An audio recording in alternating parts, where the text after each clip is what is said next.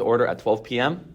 Please be aware that this meeting will be audio recorded and all records may be made available to the public upon request. May all members of the public please state their name for the record.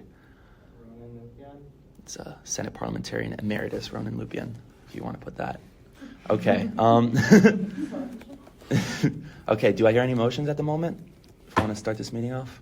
So I make the motion to create a block of bills SSB 2024 1003, 1005, 1009, 1011, 1017, 1018, 1021, 1022, 1040, 1045, 1051, 1064, 1068, 1069, 1072, and 1075 by unanimous consent. There's been a motion to make a block of bills by unanimous consent. Are there any objections? Seeing none, that motion passes. Okay, now I move to table that block by unanimous consent. There's been a motion to table the block of bills by unanimous consent. Are there any objections? Seeing none, that motion passes. All those bills were tabled by unanimous consent. All right. Do I hear any other motions? I move to create the block of bills SSB 2024 1137, 1152, 1154, 1157, 1164, 1166, 1167, 1168, 1169, 1174, 1175, 1176, 1177, 1179, 1180, 1181, 1182, 1183, 1184, 1185, 1186, 1187, 1189, 1191, 1193, 1195, 1198, and 1199 by unanimous consent. It's been a motion to create a block of legislation by unanimous consent. Are there any objections? Can I ask why you're blocking all of them? Like putting in the block? So those are some resolutions that we just thought like everyone would kind of agree on to pass. Yeah. So there's been a motion to create a block by unanimous consent. Are there any objections? Seeing none, that motion passes. So now I make a motion to pass that block by unanimous consent. There's been a motion to pass the block of resolutions by unanimous consent. Are there any objections? Seeing none, that motion passes. Okay. So are there any other motions at the moment? Point of information. Yeah. Can we conduct roll call? Yes, that is a great idea, actually. Let's do that. Okay. Prieto, My apologies. No worries. Prieto Gabriela. Here. Wang Lori. Brian Laura. Here. Rubai Aaron. Fong Vivian. Here. Henley Aaliyah. Here. Badine Jonathan. Inswasti Elizabeth. Here. Amster Aaron. Here. Okay. Okay. We meet quorum with 8 senators. Quorum is established with 8 senators present. Ronan, just to be safe, is that okay that we did those motions because there was clearly like a committee meeting, even though we just did roll call right now? Let me check. Just want to be safe here.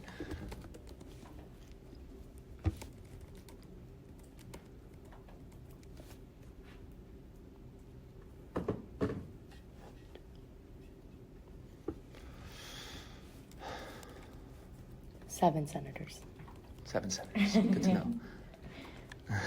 Wait, I have a question. Mm-hmm. Is Lori still in the committee? Committee, yeah. Yeah. Oh. Mm-hmm. She's, I think she had to go home to see family. I believe, yeah.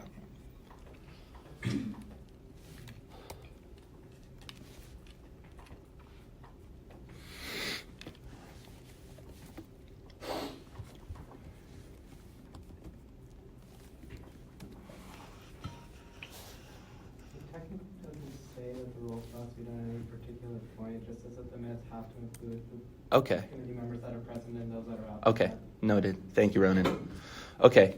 Given that, we are now in line for SSB 2024-1023, the Financial Transparency Act, authored by Senator Raj Mia. Seeing that Raj is not here, we are going to skip 5 minutes of presentation and 5 minutes of Q&A, and we're just going to go ahead and move into 5 minutes of debate. Let me just start a timer. Okay, whenever you guys are ready. Okay, so as we discussed before, it's already mandated by the Sunshine Law, and I just think it's unnecessary and redundant. Okay. I would, just counter, like we've discussed before, and like Raj mentioned, even though it is mandated, the process isn't friendly enough for his committee to do what he needs to do. And I just feel like it makes sense to add this specifically so that the financial reports are given in time. So there's not an extra hurdle. If it's something, it should already be done. I don't see it being redundant. I just see it as a necessary step to make sure things are efficient. Okay, I mean, I would just say that everything that the exec branch already does that relates to finances has to do with an SAR, like a student activities request. And those are already properly formatted and properly done, and those are already public records. So I do have to agree with Senator Prieto here and think that this is a little unnecessary. But I think if it's like, President Rogers saying, if it helps in like the efficiency, which we know is a big issue with the budgets, especially, like, I don't see why this would be why it would hurt to pass this, because it would just help everyone. I mean, given that there's already these public records, and to mandate that these are all reported to the Senate, I feel like that would actually waste more time instead of making it more efficient, because again, these are already public records and can be easily requested. However, to require the Senate to present or be presented with these records every single time is a little wasteful, in my opinion. But isn't the issue that the budget committee isn't receiving these in an efficient amount of time, so wouldn't that? I wish Raj was here to present. Like I look at the bill and I still just think we already are mandated by Sunshine Law to report everything, and I just don't know why we would have to require it to be presented to the Student Senate when it's already public records, and that's just my opinion. I'm going to stand by that.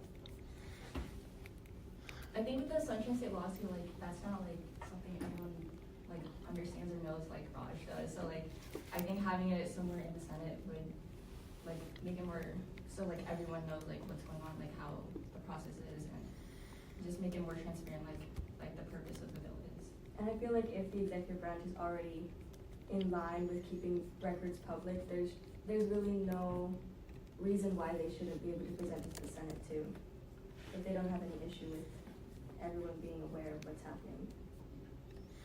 Okay. Yeah, Ronan, what's up? Yes, with the committee, this is something I consulted with Mhm. Raj on that kind of parliamentarian. I'm not as swamped on this because I didn't write this, but also something he had asked me about. This is an enumerated but not necessarily fully like statutorily defined power that the legislature does have. It would be Article 3.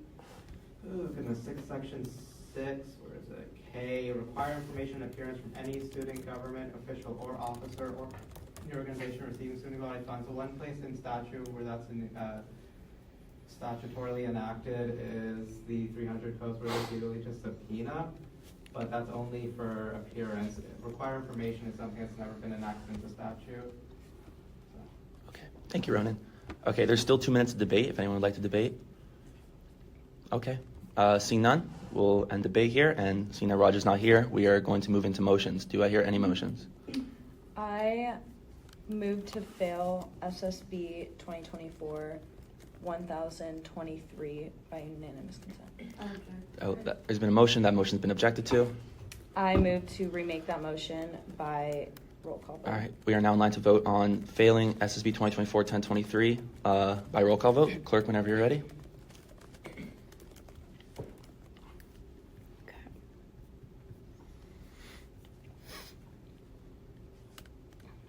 Wang. Sorry. Oh. Brian Laura. Yes. Fong Vivian. No. Henley Aaliyah. Yes. Bedine Jonathan. Yeah. Inswasti Elizabeth. No. Prieto Gabriela. Yes.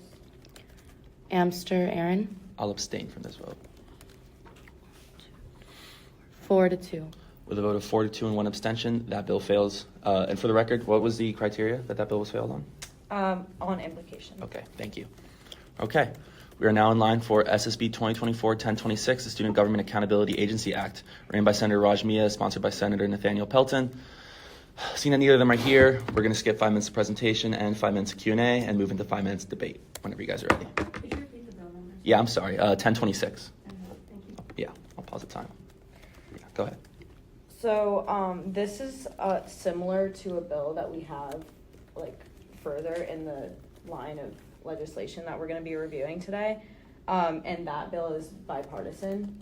So this is kind of one that I think that I believe that we should just like fail because. Could you give me the number of the other one? Yeah, I think I can find it. That one is 1156. So it's a bipartisan. Oh, hello. Yeah, so that's a bipartisan version of the bill. Sorry, what was the number? 1156. I also am unsure. So, as Aaron had mentioned last meeting, the reason that the SGAA was removed in the first place was because the ability of the Secretary of Audit to actually audit was unknown. And so I worry that this bill, unlike the bipartisan version of the bill, there is no Secretary of Audit in that bipartisan version. So I think that makes it a little more sound structurally and legally. And also, recent legislation, I forget the exact name, but the student body treasurer can create positions on her own. It's her duty at the moment, so she can appoint her own staff. So I don't know if it's necessary to create this agency with all these. Also, there's a mention of the Department of Labor, and that does not exist. So that's another thing to note. Mm-hmm. So you mentioned that the other one doesn't include a Secretary of Audit, right? Yeah. Okay, so what exactly does the other one do? It still implements an agency? Yeah, I mean, we could get to that bill when we get there, but it does create an agency. It just does not mention like a Secretary of Audit, if you guys want to look at the bill. Okay. Yeah. All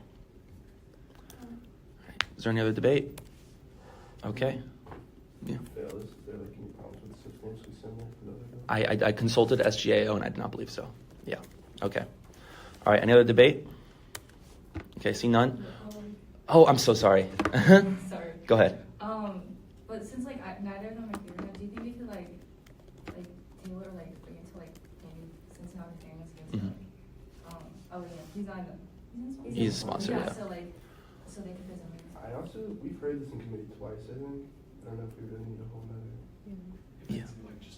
Yeah, well, I mean, if you'd like to have final privilege since you're here, you can go ahead. Yeah, 2 minutes of final privilege. Look, I support bipartisan efforts as much as it might seem like I don't as a party leader.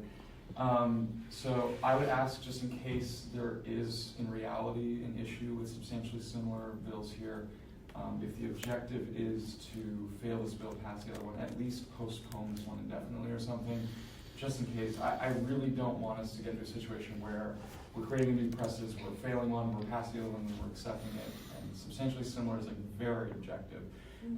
So again, you obviously know what your plan is. Just don't fail it. Please just at least postpone it. So that way we just don't get into any issues. Otherwise, I'm fine with the bipartisan version of the bill. I agree. I think having a little bit more general allows for the executive branch to have control over what happens to the agency. I'm glad that the pro temp and Senator Leanne came together to write that bill. And I hope to see that one pass. But please just postpone this one. Don't fail it.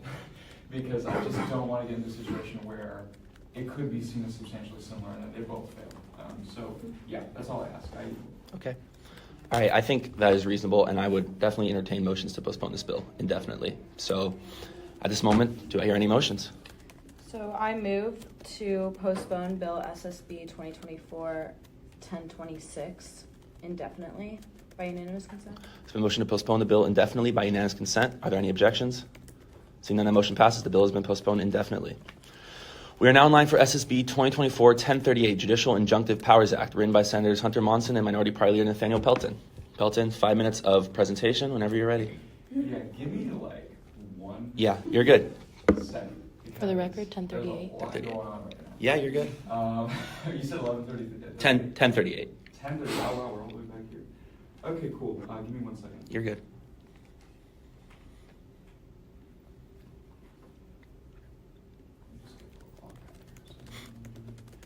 Oh, okay, this one, cool. All right, awesome. Yeah, I'll just go ahead and get started. So, I presented this, I think, like 2 or 3 times, as Member Medina just said with the last bill. Yeah, I just want to kind of reiterate once again that this bill's exclusive purpose is to, again, just codify the injunctive power that the Supreme Court has. It's something that's been used already multiple times. I've said this for many weeks now, but the issue is that there's no outlined power that the Supreme Court has to actually do that. And my issue is, if we're to get into another situation like we've seen twice happen in the last calendar year, where the Supreme Court has to step in and say that the Senate cannot operate for X, Y, and Z reasons, my issue is that a member of the Student Senate can simply say, well, the Supreme Court doesn't have that power, we don't care, we're going to keep doing our business. And they have every right to do that as of now, unless this bill is passed. And so I think it's integral to the power of the Supreme Court, the power of the Senate, to both operate independently for the sake of checks and balances, and again, just ensuring that that injunctive power is established, so that way there's no funny business, if you will. Please ask questions. This bill's been sitting in this committee for like a month now. I'm happy to answer any questions you have. I really want this to pass. It's very important. So I yield the rest of my time. Okay, thank you. With that, we are now in line for 5 minutes of Q&A, whenever you guys are ready. Did you like talk to SCOTUS about this? So, I guess time doesn't really matter. So, no, I did not. But I would assume, I mean, it is our job as a legislature to do as we see fit. And in my purview, when I wrote this bill, I just determined that it's the job of our body to pass legislation to ensure that the Supreme Court has this power. The Supreme Court's already been issuing injunctions, so I would hope, if anything, they would be pretty appreciative of us doing this to, again, reaffirm that the Supreme Court has that power. Because as of now, like I said before, it does not have that power as outlined in the codes. So if they already do this, you don't think that it would be overstepping if we like pass legislation codifying it? No, so we're actually just reaffirming that power. We're not overstepping. If anything, we're just granting them the power that they're already using. It just essentially states that we will abide by their injunction if they so ask. I mean, just imagine what would have happened this last fall had we not abided by the Supreme Court injunction. Had one of the party leaders not met to come to an agreement about the Joint Committee and we move forward with validation, we might not have even validated by now, right? So I just envision sort of this problem potentially occurring in the future where the Student Senate and officials of the Senate are not following injunctive orders. It doesn't matter the party situation. It's a serious problem. So this does not overstep the power of the court. It actually enhances the power of the court and says that we as the Student Senate will abide by your injunctive power. Are there any other questions? Okay. Seeing none, we're now in line for 5 minutes of debate whenever you guys are ready. I just think, same as we discussed last week, that the SCOTUS has a lot of unenumerated powers, and by codifying it, we could actually be making more damage than like really helping anything, since I mean they already do this. So like codifying it could potentially like have more dangerous implications. I respectfully disagree. I feel like because they already do it, codifying is not harming the Supreme Court in any way. If anything, like Nathaniel mentioned, it's just ensuring that they will have that power, and that us, the Senate, will actually abide by it. And again, if it's something that they already do, I don't see any harm in codifying it. I feel like it doesn't really go against any of the 5 criteria. I don't see it. I mean, implication, besides, it's just implying that the Supreme Court will have that power, which we are all in agreement that they do. So I don't see anything wrong with the bill. Yeah, and I think it provides a really important checks and balances between the 3 branches. And especially, like Rose was saying, it's something that they already do, so I don't see like where we would be overstepping. It's just clarifying the powers, they have the powers, that the checks and balances that work between the branches. Okay. It's just my opinion that we'd be overstepping, like passing a legislation like this. What criteria would you like? Implication. Okay. I could also argue that in the Constitution, the courts are given the power to create their own internal procedures, and I get Senator Pelton's, Minority Party Leader Pelton's opinion, but I do think that this could be argued that we are overstepping. I feel like, there's already codes here that are giving the Supreme Court, certain powers. I don't see it as overstepping. We're not restricting the Supreme Court in any way. I would understand if it's like us restricting the Supreme Court because we don't have that power, but it's not restricting, it's just codifying something they already do. Yeah. I mean, if anything, I personally think it's like empowering them to, I don't know, like give them the power that they're already doing. And I think, did they already, like this last semester, they already had to have an injunction, but without, if the Senate really wanted to, like, they could have like completely ignored like all the decisions of the Supreme Court, right? If like they didn't have this clearly stated power in the codes. So I think it just makes it so that we can't just like, the Senate can just like completely ignore them, and like there's no more like checks and balances between the two branches. I just also think that it could like pause or slow down the functions of the Senate if there's any case that like there's an injunction for like a reason that like not everyone agrees. But they already do that. Like the Supreme Court has that power already. Yeah, and also I feel like whenever we do reach out to the Supreme Court, it's because there is like a failure in the Senate. There's something that's not working right. That's why we go to the Supreme Court, is to work out this issue. So if anything, they're stepping in to help the efficiency of the Senate. Because like last semester, they stepped in because we weren't like able to like have like efficient or like even like full meetings. So I think that's why they stepped in. Now like I think it definitely helped in like making sure like we were validated and like all the Senate business continues. See, the way I see it is the Supreme Court, like Senator Prieto mentioned, has a lot of unenumerated powers, and they have for many years thrived on using those unenumerated powers, and I do worry that codifying this would erode those powers because they would, instead of being able to interpret on their own accord, they would be compelled by the Senate to issue these injunctions instead of determining it case by case as they have for years. Well, it's not saying that they have to have injunctions regularly or delineating how they will do the injunctions. It's just saying they have those powers. Yeah, but like I said, these powers already exist. These powers already exist even though they're unenumerated. So there's no issue with codifying it if it already exists. Like I said, it opens up a dangerous can of worms of how much of the Supreme Court's unenumerated powers do we have to codify. All right. And that is time. So we're now in line for motions. Do I hear any motions? I'm so sorry. I'm so sorry. 2 minutes of final privilege. Pelton, whenever you're ready. Go Thank you. ahead. I'm going to try to go as quick as possible because I think there's a lot of confusion right now as to what this bill actually does.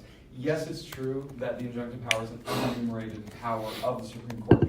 That is not what this bill is trying to achieve. It's not attempting to give Supreme Court power necessarily. It's attempting to make sure that when they issue injunctions, the Student Senate abides by them. That's what matters here.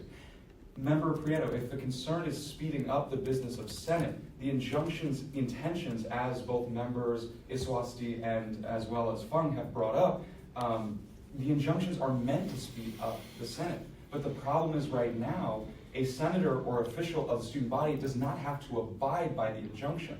So what this bill does is actually speed up the process of Senate when it slows down, like the 2 times we've seen the injunctions. And the purpose of those injunctions was to speed up the business of Senate, right? So the issue is not enumerating this power to the Supreme Court. That's not the issue. The issue is making sure that when the Supreme Court actually issues its injunctions, the Senate and other officials of the student body abide by them. There's nothing currently in the codes that requires us to abide by it. If the Supreme Court tells me to stop doing my job right now, I can say, screw you, Supreme Court. You have no standing. I don't care what you have to say. I'm going to keep doing what I'm doing. And that's a really big problem. We saw it in spring 23 when Gator Party prevented the election of the leadership, and it slowed down the business of the Senate. The Supreme Court had to intervene, and they very well could have said in that moment, we don't care about what the Supreme Court has to say. We're going to keep preventing the election of leadership. Same thing was true in fall. When we were unable to meet quorum because too many senators were absent meeting after meeting, the Supreme Court stepped in and said, you have to come to a joint committee to fill the Senate. Both parties could have said at any moment, we are not going to do that. We are going to continue to allow for the validation to be stalled. And so this prevents that from happening and ensures that students abide by the injunctive powers. That's time. Thank you. Okay, given that, we are now in line for motions. Do I hear any motions? Okay, so I move to table Bill SSB 2024-1038 by unanimous consent. I object. That motion's been objected to. Okay, I remake that motion by roll call vote. Clerk, whenever you can. Brian, Laura, Yes. Fung, No. Henley, Yes. Bedine, Yes. Inswasti, No. Prieto, Yes. Amster, I'll abstain. 4-2 to 1. With a vote of 4-2 to 1, that bill is tabled. We are now in line for SSB 2024-1049. Protect. Point of information. Yes. Would it be okay to consider Senator Liang's bill since she's here to present on it? Okay, which bill is that? SSB 2024-1156. Okay, then do I hear any motions? I move to consider SSB 2024-1156 by unanimous consent. So a motion to hear 2024-1156 by unanimous consent. Are there any objections? Seeing none, that motion passes. We are now in line for SSB 2024-1156. Let me pull it up. This is the SG Accountability Agency Act, written by Senators Isabel Panin, Senate President Pro Tempore Sotomayor, and Senator Simone Liang. Simone, 5 minutes of presentation. Whenever you're ready. All right, thank you so much for being able to move this up and have me present on it right now. So basically, it's reinstituting the Student Government Accountability Agency. It was formally dissolved, I think, either in 2019 or 2020. But basically, it's a little bit different from the former agency, as it no longer obviously has any auditing power.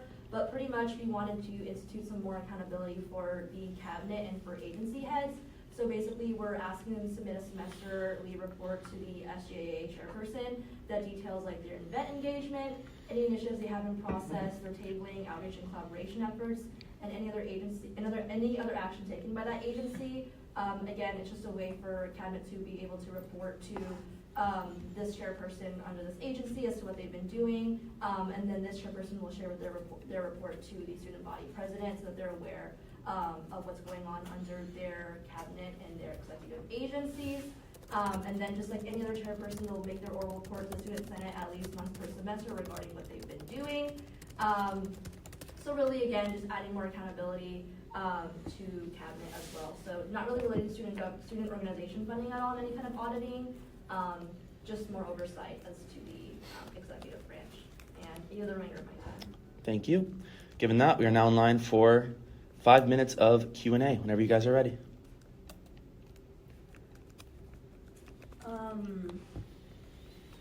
Is there anything like that you would want to see? Is this like a starting point that you want to see increase and then eventually form other powers for this agency? Yeah, I definitely think it's just the bare bones right now. We wanted to see how this agency functions in this first semester, and then I would like to see more code revisions later to add more powers of oversight to it. But right now we want to start off kind of just as a template and see what areas can be improved upon and things like that. All right. Are there any other questions? Seeing none, we're now in line for 5 minutes of debate, whenever you guys are ready. No? I like how this bill is bipartisan, and I could really appreciate that we came together to work on this. Cool. Okay. All right. Given that, Simone, 2 minutes of final privilege, whenever you're ready. I won't take too long. Again, I think it's a great way to add more accountability to our executive branch. I'd like to see this agency return, and thank you so much. Cool. Okay. We're now in line for motions. Are there any motions? I motion to strike 232.21 from the bill. By unanimous consent. I'm gonna ask why point of information. Oh, it just has nothing to do with the bill. I think it just it's kind of unnecessary. All right. There's been a motion to strike a clause from the bill by unanimous consent. Are there any objections? Wait, point of information. Could we consult the author of the bill before we do? Yeah, we can. Simone, would you be comfortable striking that clause from the bill? I would prefer not to. That was what Senate President Pro Tempore Sotomayor inserted. Even though it's not related to auditing, he just wanted to help with the outreach for student organization initiatives. So just boosting student org visibility, but not really related to their actual budget. Okay. All right. I think that's fair. Would you like to remake that motion, or would you like to make another motion?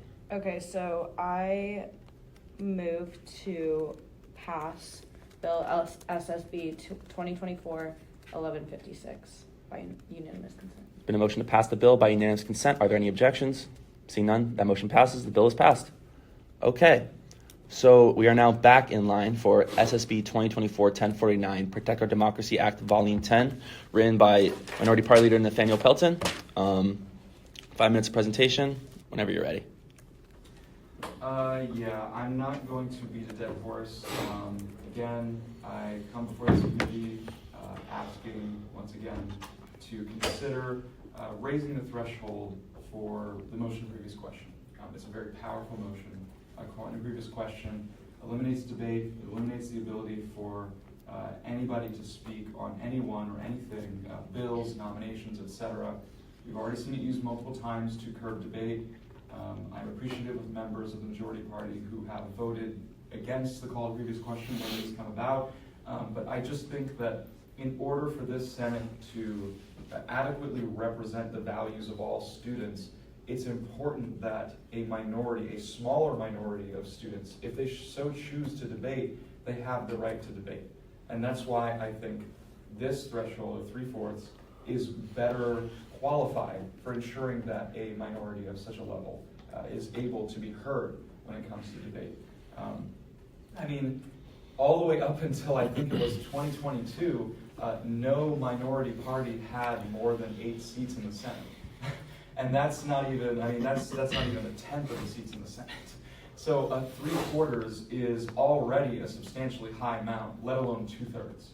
And so I just simply ask that, again, we consider this.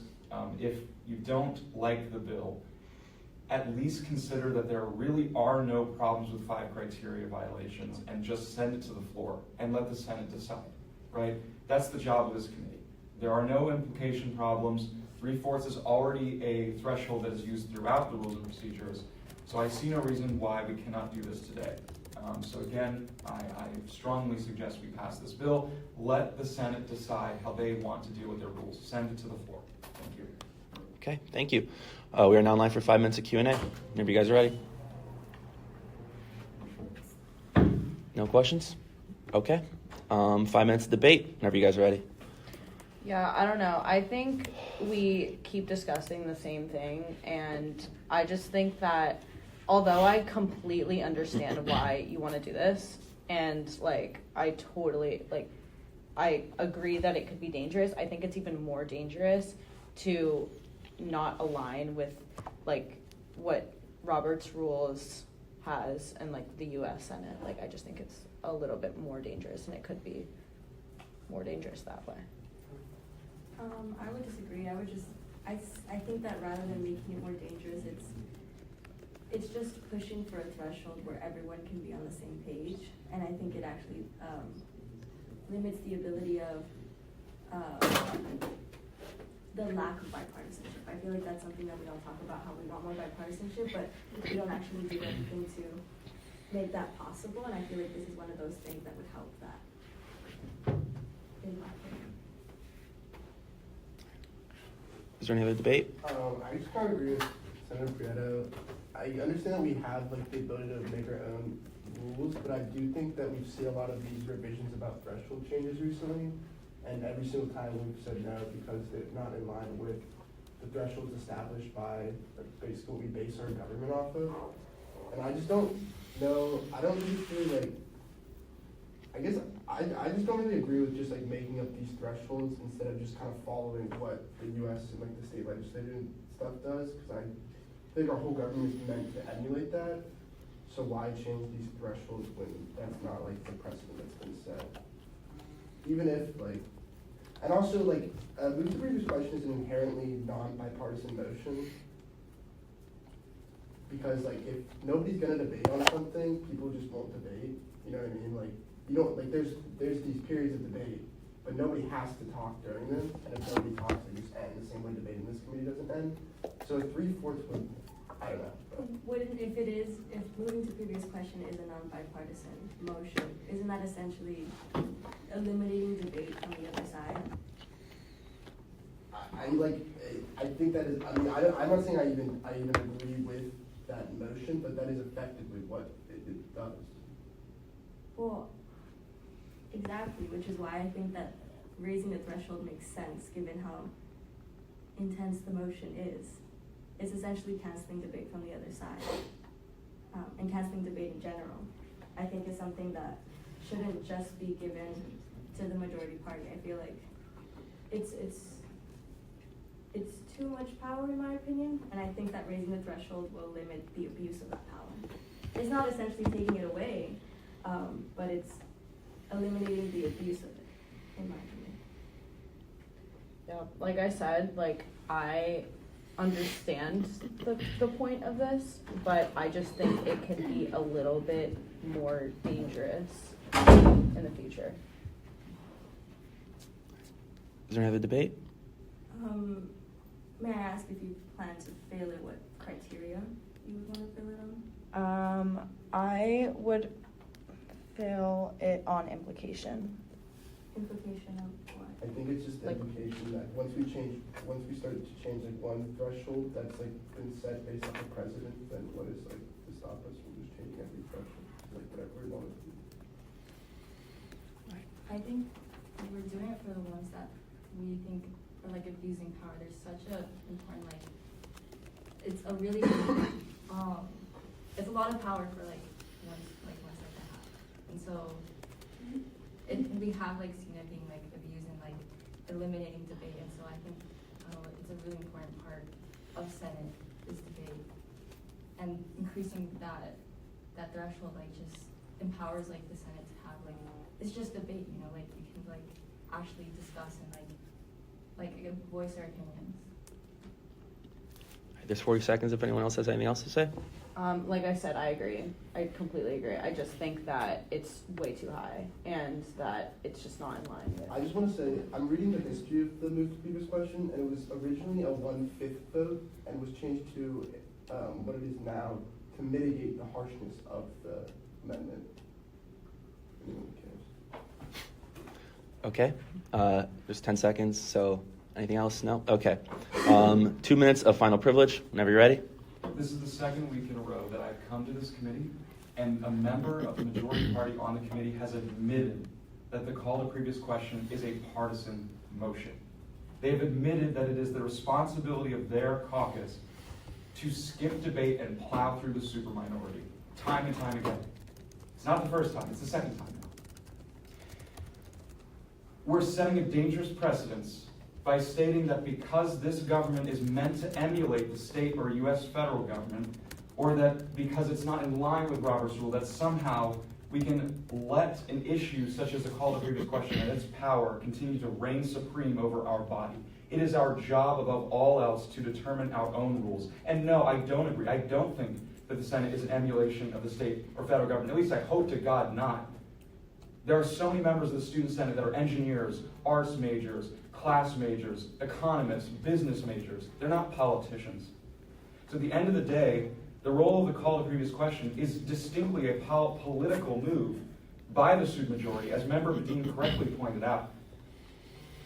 Sure, there are other thresholds that have been done in the past. Sure, there are thresholds in the state and federal government that are higher, or less, I should say. Sure. But in the spirit of bipartisanship, which it seems like everyone wants, and in the spirit of the fact that the supermajority has reigned supreme for nearly 100 years, up until about a year and a half ago, when finally a minority party had more than 8 members in the Senate. In the spirit of all of that, and all that argumentation we constantly have about wanting to debate, about wanting bipartisanship, it's time to raise the threshold. We have the power to create thresholds on our own.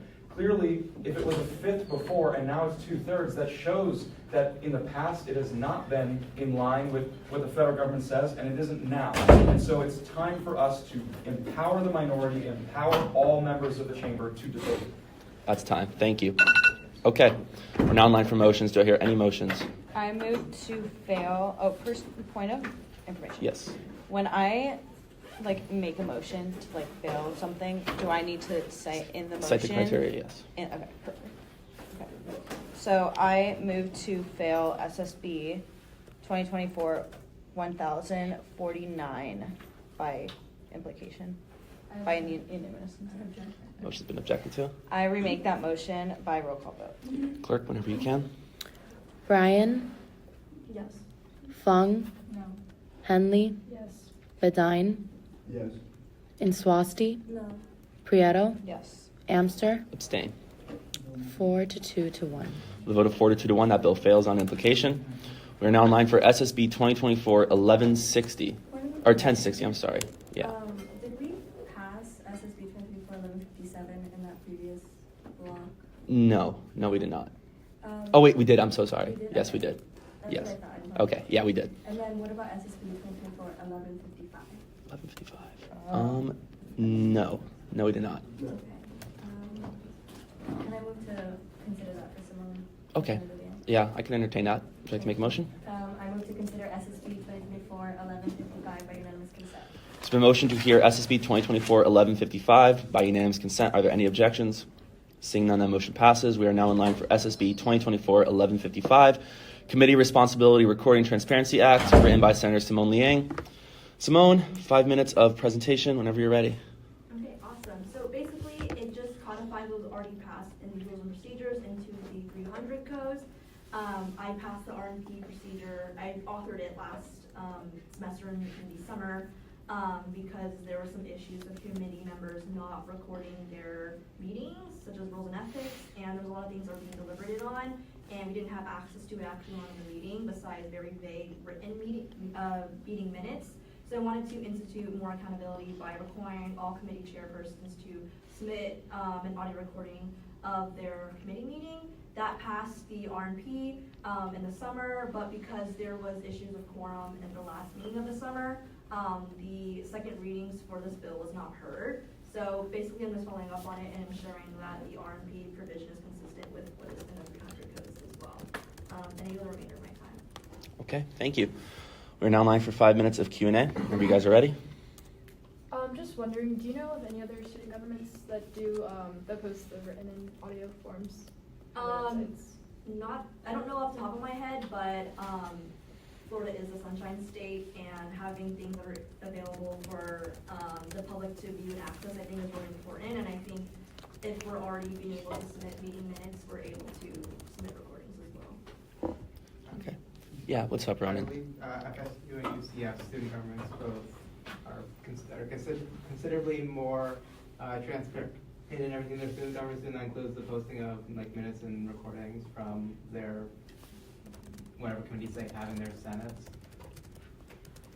Okay, thank you. There's still Q&A. Is it not true that all of these minutes and recordings are already a matter of public record? If you never record your committee meeting, you can't request it from the public.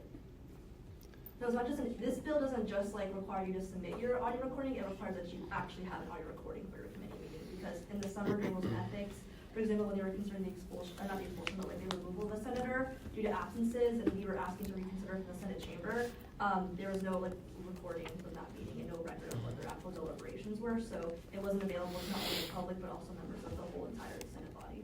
Are those recordings not already required by the Sunshine Law? No, and I went back and looked at the codes and the R&P before I passed the R&P provision, and it was not required of each committee chair to do so.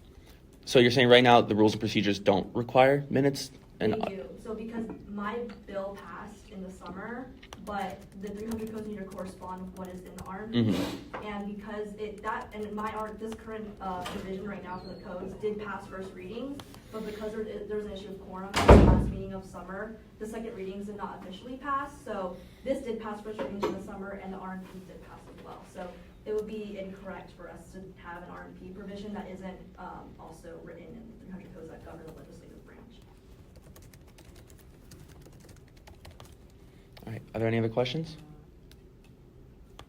Okay, we're gonna move into 5 minutes of debate whenever you guys are ready.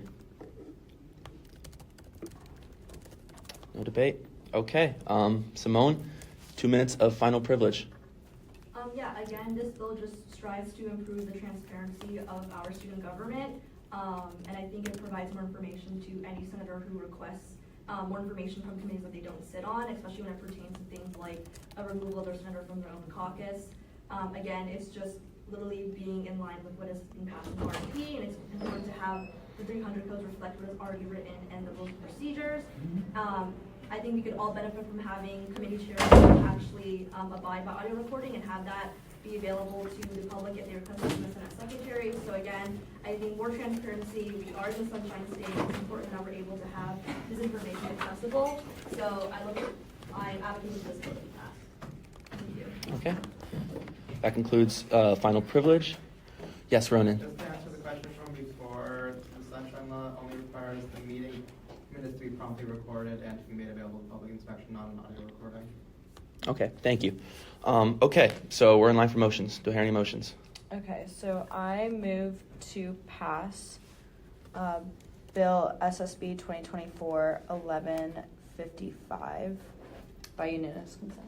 It's a motion to pass the bill by unanimous consent. Are there any objections? Seeing none, that motion passes.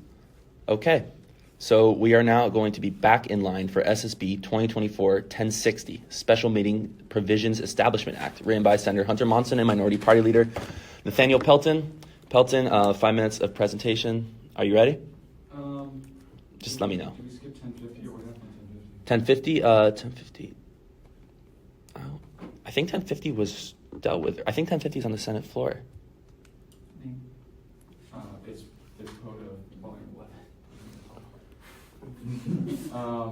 It's 1150. Okay. Let me just check it really quick. Yeah.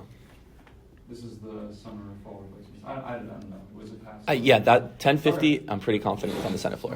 Yeah. So yeah, 1060. 60, cool. 1 second. Yeah, you're good. Just let me know. There's a lot. There are a lot of bills. I'm sure you guys know this.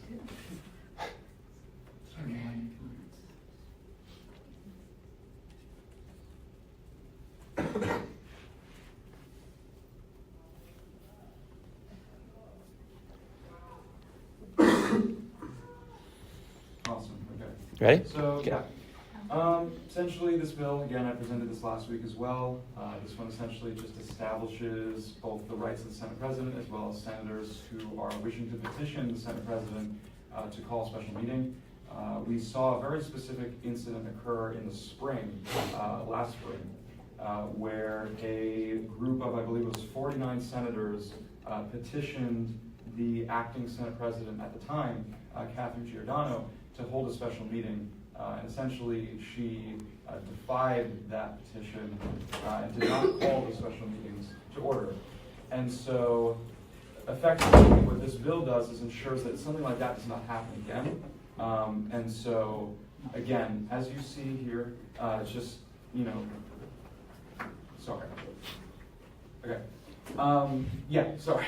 So again, it just establishes those rights, both for the Senate President and the student body, student senators who are wishing to seek a special meeting to be called. As you can see in subsection E, you can see that a special meeting will be called no later than 1 day after receiving the petition, and no later than 4 days after the petition has been received.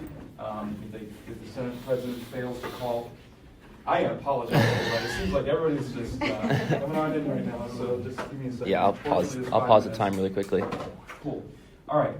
It also establishes, again, if the Senate President fails to call the meeting, then, of course, the petitioning senators can designate a senator to prepare the agenda.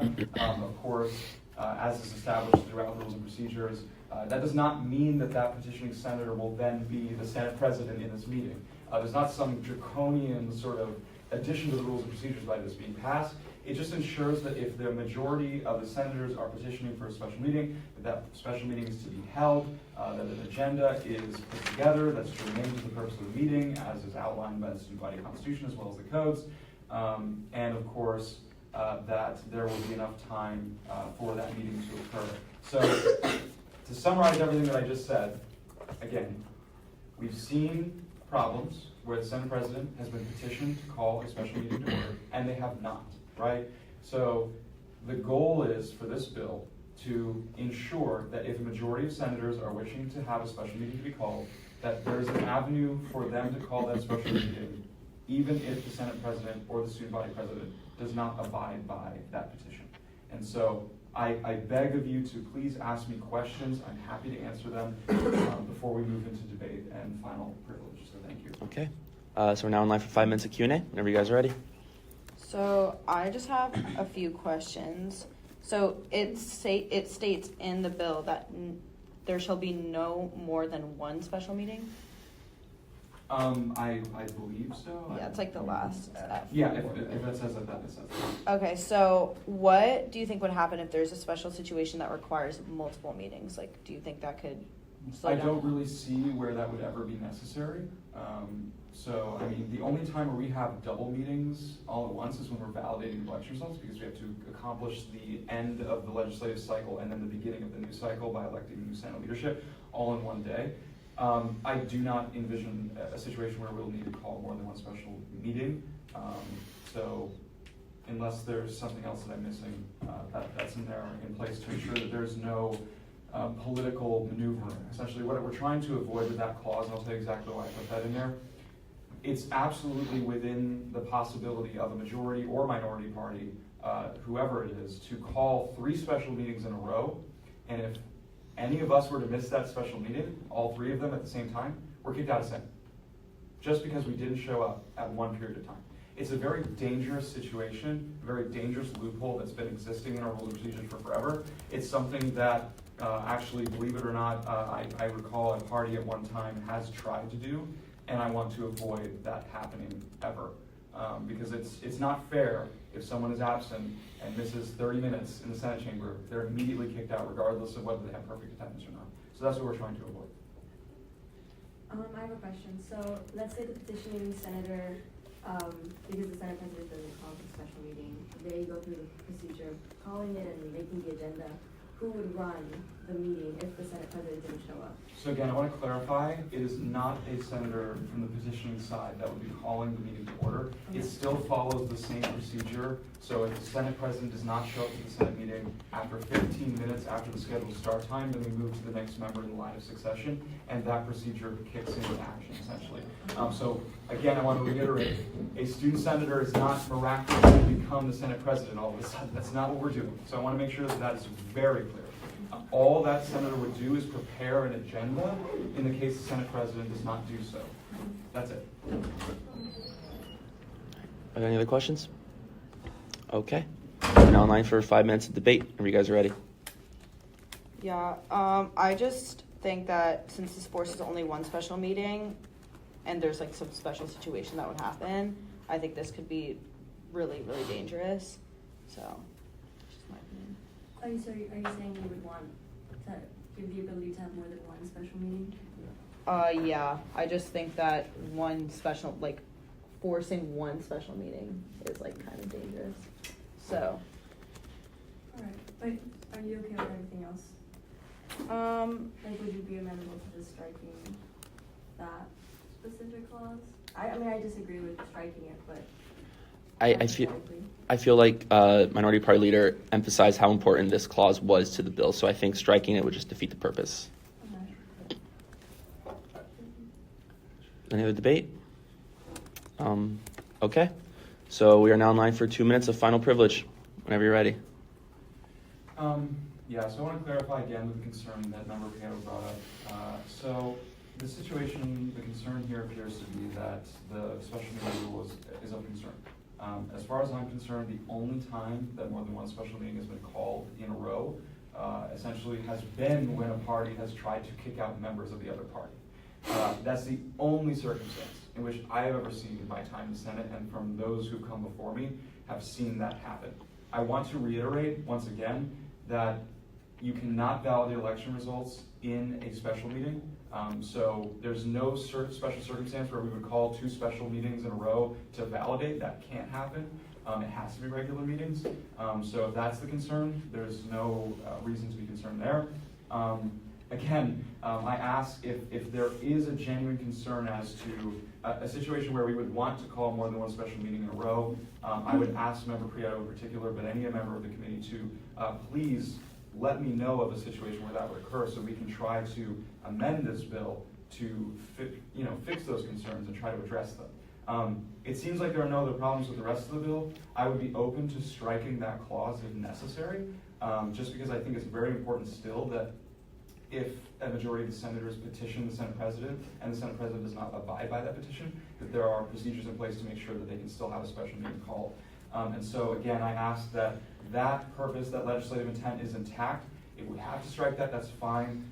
If not, I would ask again, please do not fail the bill, simply table it. I would love to have a conversation about it, or just amend it right now. I think it'd be a very simple fix to just amend it in the committee, strike that clause, and move on. So, I do. Okay. We're now in line for motions. Do there any motions?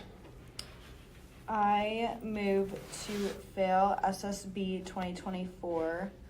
2024-1060 by roll call vote. Point of information, would you be okay with striking the clause and then passing it, since you said you didn't have any issues with the rest of the bill? except for that clause? Are you talking to me? Yeah, sorry, to you. I think it's just dangerous, to be honest. The entire bill?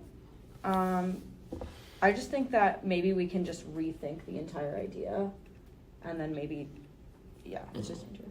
May I ask what reasoning you have for failing the bill then? So we're in line for the motions right now. I'm sorry. I just want to make that clear. Clerk, whenever you can, do the roll call. Brian, Yes.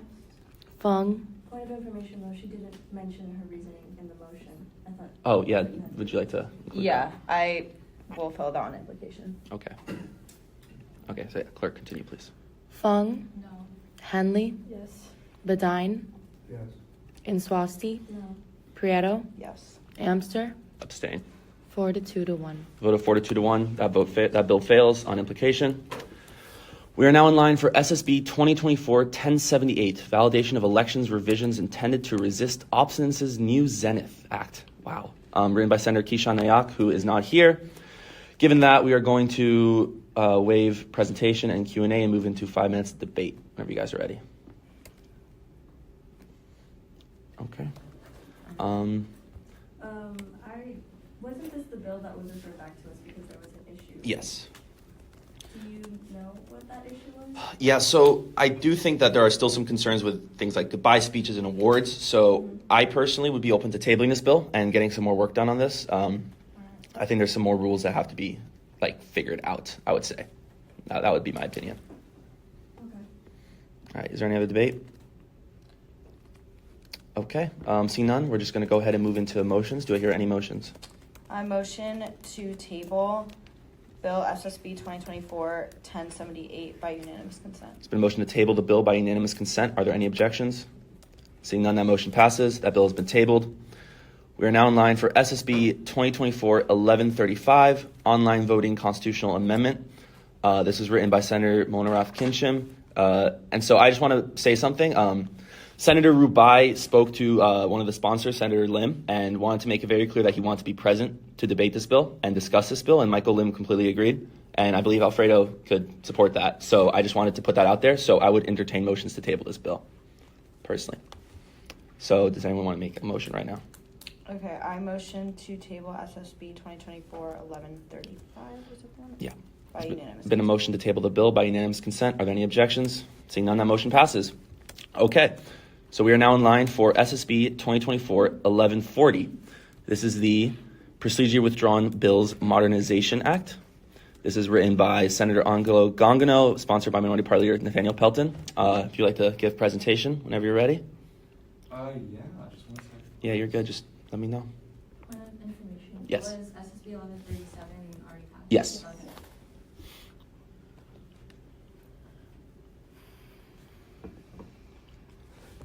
Okay. Okay. Okay, go ahead. Bless you. Just 1 second. Yeah, you're good. All right. Awesome. So this bill actually, I think, is really helpful for all of us. I think that, although a lot of the new senators may not have experienced this yet, but a very unfortunate reality here in the Senate is that when a new election comes and new validation occurs, even if it's in the middle of your term, all of the bills that are outstanding, whether it's in the Judiciary Committee or on the Senate floor, they're all procedurally withdrawn, which essentially means that you may have put months of effort into your bill. It may have made it all the way through the Judiciary Committee, and if it's a codes revision, it might have even made it through one reading on the Senate floor, and you're just waiting for one more reading on the floor, and then you don't get that reading, the validation goes through, and your bill is procedurally withdrawn, and it starts the entire month-long process over again. It's something that's very frustrating, I think, for members of both sides. It's happened so many times to members on both sides of the aisle. It's happened to me. I know it's probably happened to many senators here already. And so what this bill attempts to do is, if you are a senator whose term has not ended by the time that the next legislative cycle will begin, and you're going to continue your term through the next legislative cycle, your bills will not be procedurally withdrawn. This is very helpful for any member who, again, has put that much effort into their work and does not wish to see a procedure withdrawn and would rather instead have it heard immediately once the new legislative cycle has begun.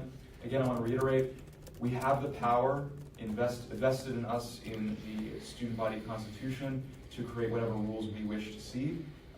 Although this may be a new rule, this may be something that might be a little bit out of precedence or might be different, I would encourage members of this committee to not be too afraid of it. It's something that I think is very fair. It's something that allows for both parties to continue to prosper despite the validation, despite procedure withdrawal possibilities.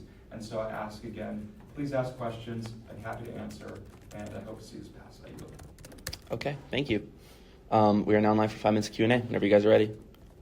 So clarification question. Currently, as it stands, at the end of a semester, if it wasn't heard during that cycle, it gets procedurally withdrawn automatically. Yes, that's correct. It's at the end of the legislative cycle, which ends when the validation of election results occurs. And over the summer, it's a bit different where bills get procedure withdrawn, correct me if I'm wrong, but bills get procedure withdrawn after the end of summer A, I believe. And so it sort of restarts the cycle for each half of the summer. It's a very frustrating process, as you can ask anyone here who's served. Okay. And is there a reason why it'll immediately be added to replacement and agenda rather than judiciary? Is that because the committees are still being? Yeah, so the purpose for that is because the bill in that case would have already have passed through at least one committee of the Senate, most likely Judiciary Committee, because the judicial probably hears about 90% of bills that make it to the Senate floor. Essentially, this just also removes a little bit of an extra layer of bureaucracy, if you will. It was already passed by one Judiciary Committee. Why should we send it back once again? But also at the same time, this recognizes that if we were to just put it immediately onto the floor, then that might not allow for senators to choose to send it back to judiciary to make changes. So it's sort of a very middle sort of compromise, if you will, where RNA has the power to again move to put it onto the floor, onto the agenda, so that way we can do that. Or if it chooses to send it back to the Judiciary Committee again, it can do that. It's a really good middle ground for bills because it's sort of the last committee to hear legislation before it's added to the agenda. Okay. Are there any other questions? So you're saying, because, wait, I feel like what you're saying and what I'm reading are two different things. You're saying that it's sent to RNA and then they can decide what to do with it? Yeah, right. So by I'm sorry, not just so this I can get it all out at once. What I'm reading is that RNA you're forcing RNA to put it on the agenda for the next Senate meeting. No. So it says instead be added to the subsequent agenda by the replacement agenda committee. So it's not requiring them to, right? The language doesn't necessarily say that it shall be added to the agenda. It's just instead be added to the subsequent agenda. And I guess if it is your concern that it might be too forceful language, I would encourage you to amend the language of the bill in committee. I can understand your interpretation there, and I see that. And so if you choose to determine that that is too forceful, then I would be fine with an amendment being put through this committee to instead make it more of an option for RNA to put it on the agenda. I see where you're coming from. All right, any other questions? Okay, we're gonna move into 5 minutes of debate when you guys are ready. I don't see anything wrong with it. I mean, if you guys have an issue with the language, I feel like maybe adding something that says, instead, deliberate or discuss whether it should be added to the subsequent agenda or by RNA or something like that where there's discussion. So it's not necessarily saying they have to add it to the subsequent agenda, it's that they just decide, giving them that power to decide what to do with it. I don't see anything wrong with this bill. Yeah, and I think it's important because senators do work really hard in the legislation, and whatever legislation, it's out of their power once they send it to Judish. if it's after that time period, like, I don't know, I think it's important for the legislation to go through the whole process and not just be like automatically like withdrawn once the term ends. So it's full, it goes through the full process. All right. Is there any other debate? None? Okay. We're going to move into 2 minutes of final privilege. Whenever you're ready. Awesome. So I do see a problem with the bill, and I do appreciate Member Bedine for pointing this out. So what I'm going to ask the committee do in order to make this more suitable for everyone, I'm going to ask that the language be changed from shall be exempt from being procedurally withdrawn. So, I mean, that needs to stay in place. It shall be exempt from being procedurally withdrawn. That is important. However, instead of having the language and instead be added to the subsequent agenda, then just basically shall be added to the subsequent agenda of the replacement and agenda committee for their consideration. That essentially requires it to just be added to the agenda of RNA so that they can then consider whether to put it on the floor or put it in judicial. It's a very simple change in language that will fix the concerns of Member Bedine and I'm sure other members on the committee as well. Again, by no means am I wanting to require this immediately hit the floor. That's not my intention. I'm happy to make that change. Please, I ask you in committee to make that amendment to fix it. But I think based on debate, based on sentiments I'm sort of seeing here, it seems like most members agree that this is a very important change to make so that members' works will be respected and furthered. And it just overall helps to make sure that the Senate is an easier sort of body to sit in and work in. So again, very simple change. And I ask that that be made. And yeah, I hope to see this pass. Okay, thank you. All right, so we're in line for motions now. Do we hear any motions? I move to amend SSB 2024-1140 section 1G to change the clause after the comma in the final sentence to instead to be added to the subsequent by the replacement agenda committee to be changed to be added to the subsequent agenda of the replacement agenda committee. It's been a motion to amend. There's been a motion to amend the bill to change the language from by the replacement agenda committee to for the replacement or of the replacement agenda committee by unanimous consent. Are there any objections?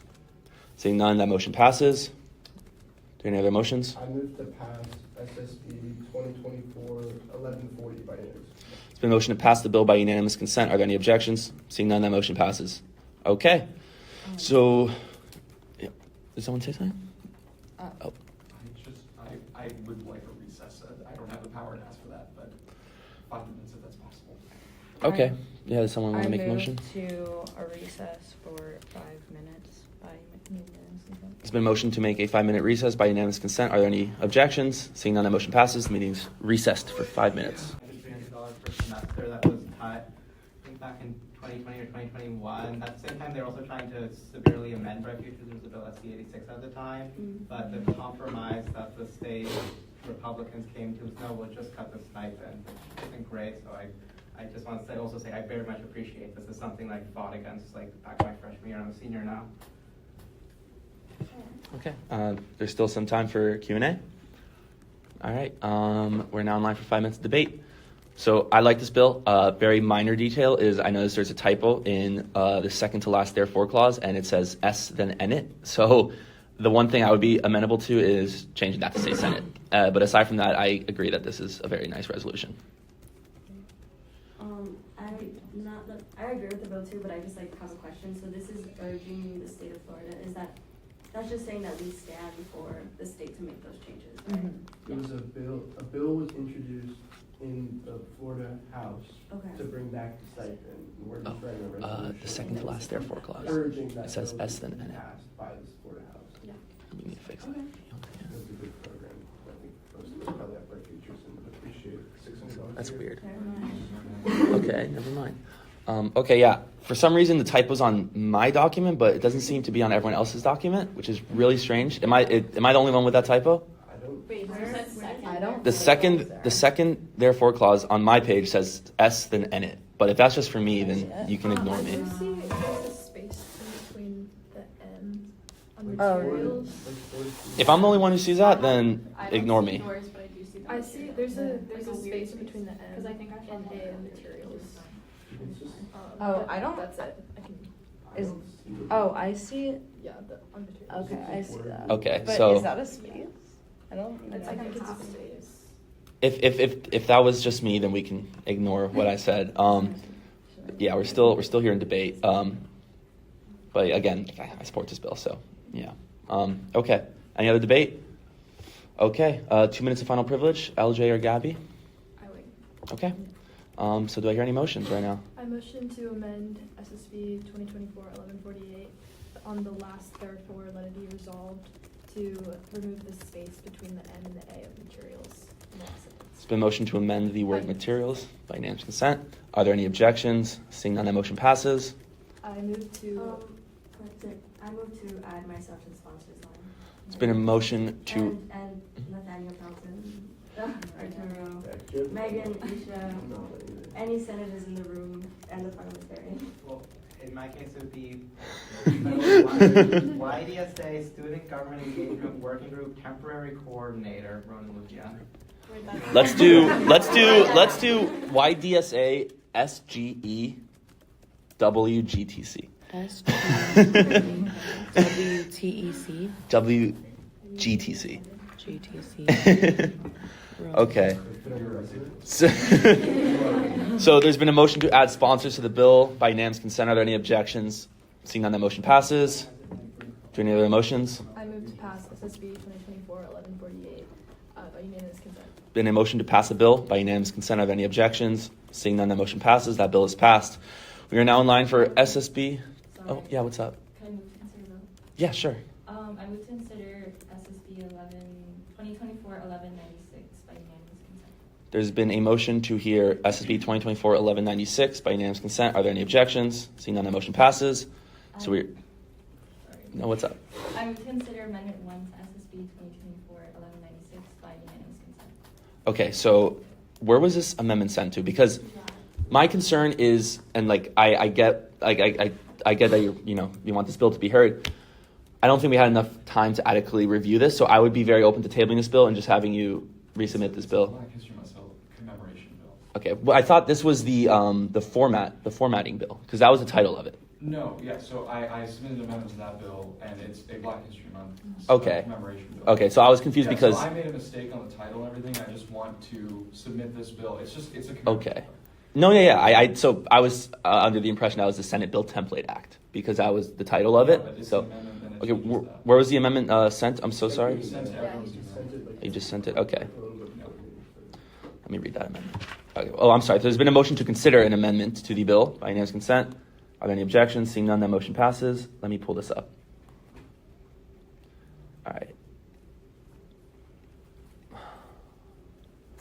Okay, I'm struggling to find it. Did you send it to everyone's UFL? Yes. If I can just read someone else's. 11:50 a.m. Okay, let me just read. So this is the judiciary. Yeah. Okay. Yeah, it was sent to like the judicial. Okay. So can I just ask that you send this to the judicial email just so I can do this? Oh, it was sent to judicial. Okay, perfect then. Okay. So, would you like to make a motion about the amendment? To approve the amendment if that's what you're into? I move to approve Amendment 1 to SSB 2024-1196 by unanimous Or- consent. There are, just for the sake of the record and to make sure Yeah. we're in line with the rules, I believe that we're supposed to go through the process of presentation. Okay, If okay. you want to make a motion to call a previous question on the amendment, then that's probably the official way to go through, and then you. Okay. Can we still make amendments to the amendment if not passed? I think we should pass the amendment Well, first. I think, There's- right. Yeah, You can pass and the then- amendment, and then you can amend. Yes. the bill. Yeah. Okay. It should be fine. Yeah, what's up, Ronan? Just in Robert's rules, they only allow amending a thing once, or you can't so if someone makes an amendment, you Oh. can then amend that amendment. So you can amend this amendment, but someone can't amend your amending the amendment. Yeah. Okay. I don't think that's Noted. gonna happen, so I'll let you know. Okay. That's going on. So let's You do. can amend this, but someone can't amend Yeah, if your you So- pass the amendment. amendment, and then you can just change it after. So let's do previous question for the amendment, pass the amendment, and then we can present. Okay. So someone want to make the motion No worries. to skip to previous question? I move to approve Amendment 1. There's been a motion to call a previous question by unanimous consent. Are there any objections? Seeing none, the motion passes. We are now in line to immediately vote on this amendment. Do I hear any motions right now? If you want to pass it. Senate 1 to SSB. Can we amend? Well, because this is previous question. So this one, like we skipped we skipped presentation, and we are now immediately hearing if we want But if we to can add this make amendment. amendments to the amendment. Point of Yeah, information. Yeah. So the first sentence, it says Black History Month is annual holiday, national holiday. Yes. So, yeah. Obviously, so- So we have to amend the Yes, what amendment we can do- first. No, we don't have to. We don't have Okay. to amend the amendment. Okay. Basically, you approve the amendment and then it becomes the bill. Yes. Okay. And then you can Yes. just amend the bill. Yes is yes. Yeah. Okay, Yeah. so- I appreciate you pointing that out, actually. Previous question has been called, so we are now about to vote on the amendment and adding it to the bill. So if anyone wants to do that by unanimous consent, that would simplify Move things. to approve Amendment 1 to SSB 2024-1196 by 8. It's been motioned to approve the Amendment 1 to SB 2024-1196 by unanimous consent. Are there any objections? Seeing none, that motion passes. That amendment is added to the bill. Okay, so given that, we can do 5 minutes of presentation whenever you are ready, Belton. Awesome. Thank you so much. So, as I'm sure we're all aware, Black History Month has officially begun. This is the month of February. It's a very important holiday here on this campus for so many members of the Black community. This campus has a very rich history, not only of culture and heritage, but also of struggles to get to where the Black community is today. Of course, there was Black Thursday, which occurred in 1971, where a Black Student Union organized a sit-in in order to demand not only the increase in inclusion of Black faculty, but also the institution of the Institute of Black Culture and the Office of Minority Student Affairs. In that, there was a suspension and arrest of 66 Black students in the process. Unfortunately, as of now, the enrollment of Black students has actually gone down significantly in the last year or so. Our campus is becoming more and more we're becoming less diverse, particularly when it comes to the Black community. And so I think now is time above all other times, if you will, to support this community. You can read through some of the therefore let it be resolved clauses. Many of them just relate to wishing to recognize the ongoing fight against systemic racism and inequalities, to promote the administration to want to continue DEI initiatives, to recruit and retain Black faculty and staff. And again, this bill is actually, this is obviously my own version of the bill, but the bill, another bill commemorating the month of Black history, essentially it passed in 2019, it also passed in 2022. This is not the first time we've done a Black History Month commemoration, but we haven't done one in 2 years. I think it's time to do one again. This is very different than the other ones before as well. So I'd like to see this pass. Again, I think it's really important. I know it's a little bit weird with the submission of the other bill and now it's this bill, but I want a little bit more time to work on this bill, which is why I did that. I apologize for the confusion. And so again, I think it's important that this passes. And so I yield the remainder of my time. Okay. And thank you for pointing out the issue there. Okay, thank you. We're now live for 5 minutes of Q&A. Seeing none, 5 minutes of debate. Seeing none, 2 minutes of final privilege, whenever you're ready. Yes, please just make a simple amendment to add the word and. I appreciate that once again, and hope to see this pass. You. Thank you. Okay. So we are now in line for motions. Do I hear any motions? I motion to amend the first whereas clause to include the in front of annual and delete the space between 19 and 76. It's been motioned to amend the first whereas clause of the bill by unanimous. Oh, was that by unanimous consent? Oh, sorry. And. Yeah, and there's been after the and after. And. Okay. So there's been a motion to amend the bill. Was that by unanimous consent? By unanimous consent. Are there any objections? Seeing none, that motion passes. Do we hear any other motions? I want to amend to add myself and anyone in the room who wants to be added to the sponsors. All right, can I just ask that everyone raises their hand if they want to be added? Oh, God. You Okay, wait. got this, Mary. By unanimous consent. It's a motion to add sponsors to the bill by unanimous consent. Are there any objections? Seeing none, that motion passes. Wait 1 second. Yeah, you're good. Wait, what was your name? Megan. Megan. Okay, Megan what? Lane. Lainey. And Asia. Ronan. God. I'll do that.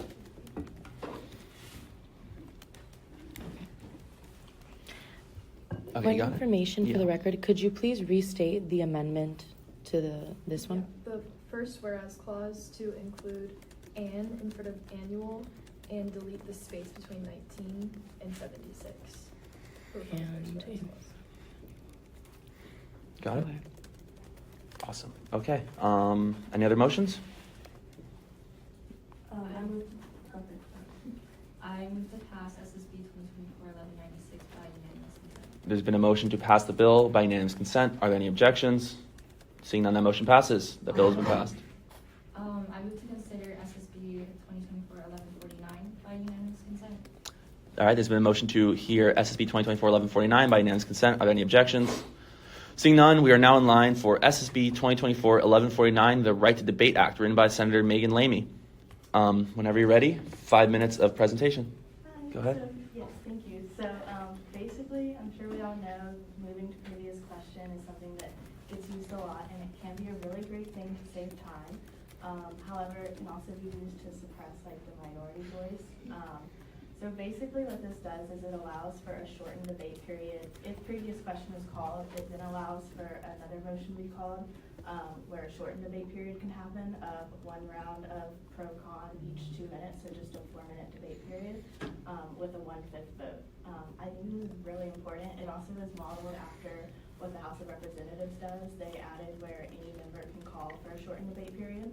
So this would be a little bigger threshold than any member, but yeah, I think it's really important. I yield the rest of mine. Okay, thank you. We are now in line for 5 minutes of Q&A. Whenever you guys are ready. All right. Seeing no questions, we are now in line for 5 minutes of debate. Go ahead. Personally, I just think the threshold is too low. Too low as in like, you would want it more, It's just not in line with like the higher chambers that we base ourselves off of. I also just think that this defeats the purpose of previous question. I think the point of previous question is to skip debate, and I think this would, like, if we're in a situation where we want to save time, this would not save time, and it defeats the purpose, in my opinion. Yeah, like, a motion to limit debate is 2/3. So to say that this is based off of, like, the U.S. House is, like, not really true, because it's 1/5, not 2/3. And, like we just kind of talked about, I think, like, it's in our prerogative to try to keep those thresholds as similar as possible. from what I understand, like reading it, I think it's saying that the motion to previous question stays the same, like with the 2/3 vote, but it's adding the option of a follow-up motion to have a shortened debate period. Yeah, I get that. Okay. But I'm saying that the motion to limit debate does exist, which is like to make it shorter. Mhm. But that is also a 2/3 threshold. So you're saying 1/5 is too low? You would, Yes, way too low. Like, okay. a lot too low. Would you all be okay with maybe raising that threshold and still have that option to motion for a shorter debate period? I stand by my opinion that that just defeats the purpose of previous question.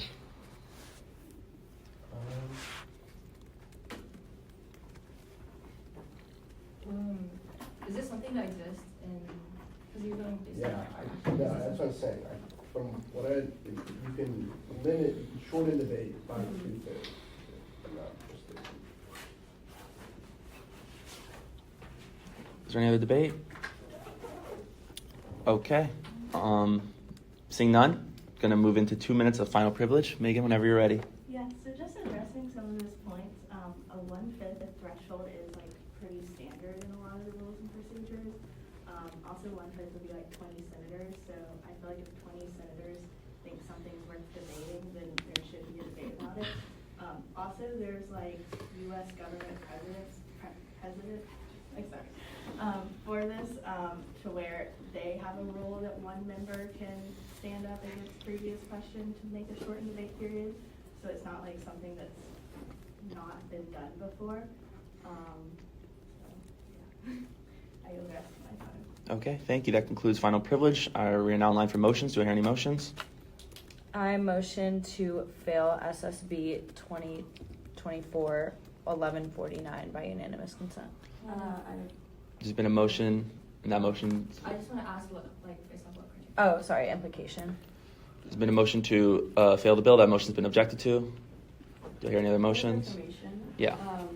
Would you be willing to rescind that and motion to table it instead, just to maybe work to amend it so that the threshold is more applicable to you guys, or you would Because it's just asking to instill the right to debate. It's not taking away the power of motion to previous question, like I guess other ones have. Are you asking me? Yeah, if you're willing to rescind. Yeah, and I table. mean, yeah, I'm open to tabling it so that we can work on it. But yeah. Okay, so then do I hear any motions? So I motion to table SSB 2024-1149 by unanimous consent. There's been a motion to table the bill by unanimous consent. Are there any objections? Seeing none, that motion passes. That bill has been tabled. We are now in line for SSB 2024-1151, the ASMR Act. This was written by, I believe, Senator, let me check, 1 second. Yeah, Senator Hunter Monson, sponsored by multiple sponsors. Senator Arturo Zarate is here. If you'd like to give 5 minutes of presentation. Point of information. Yes. Johnson is outside this room. Could I go? Yeah, of course.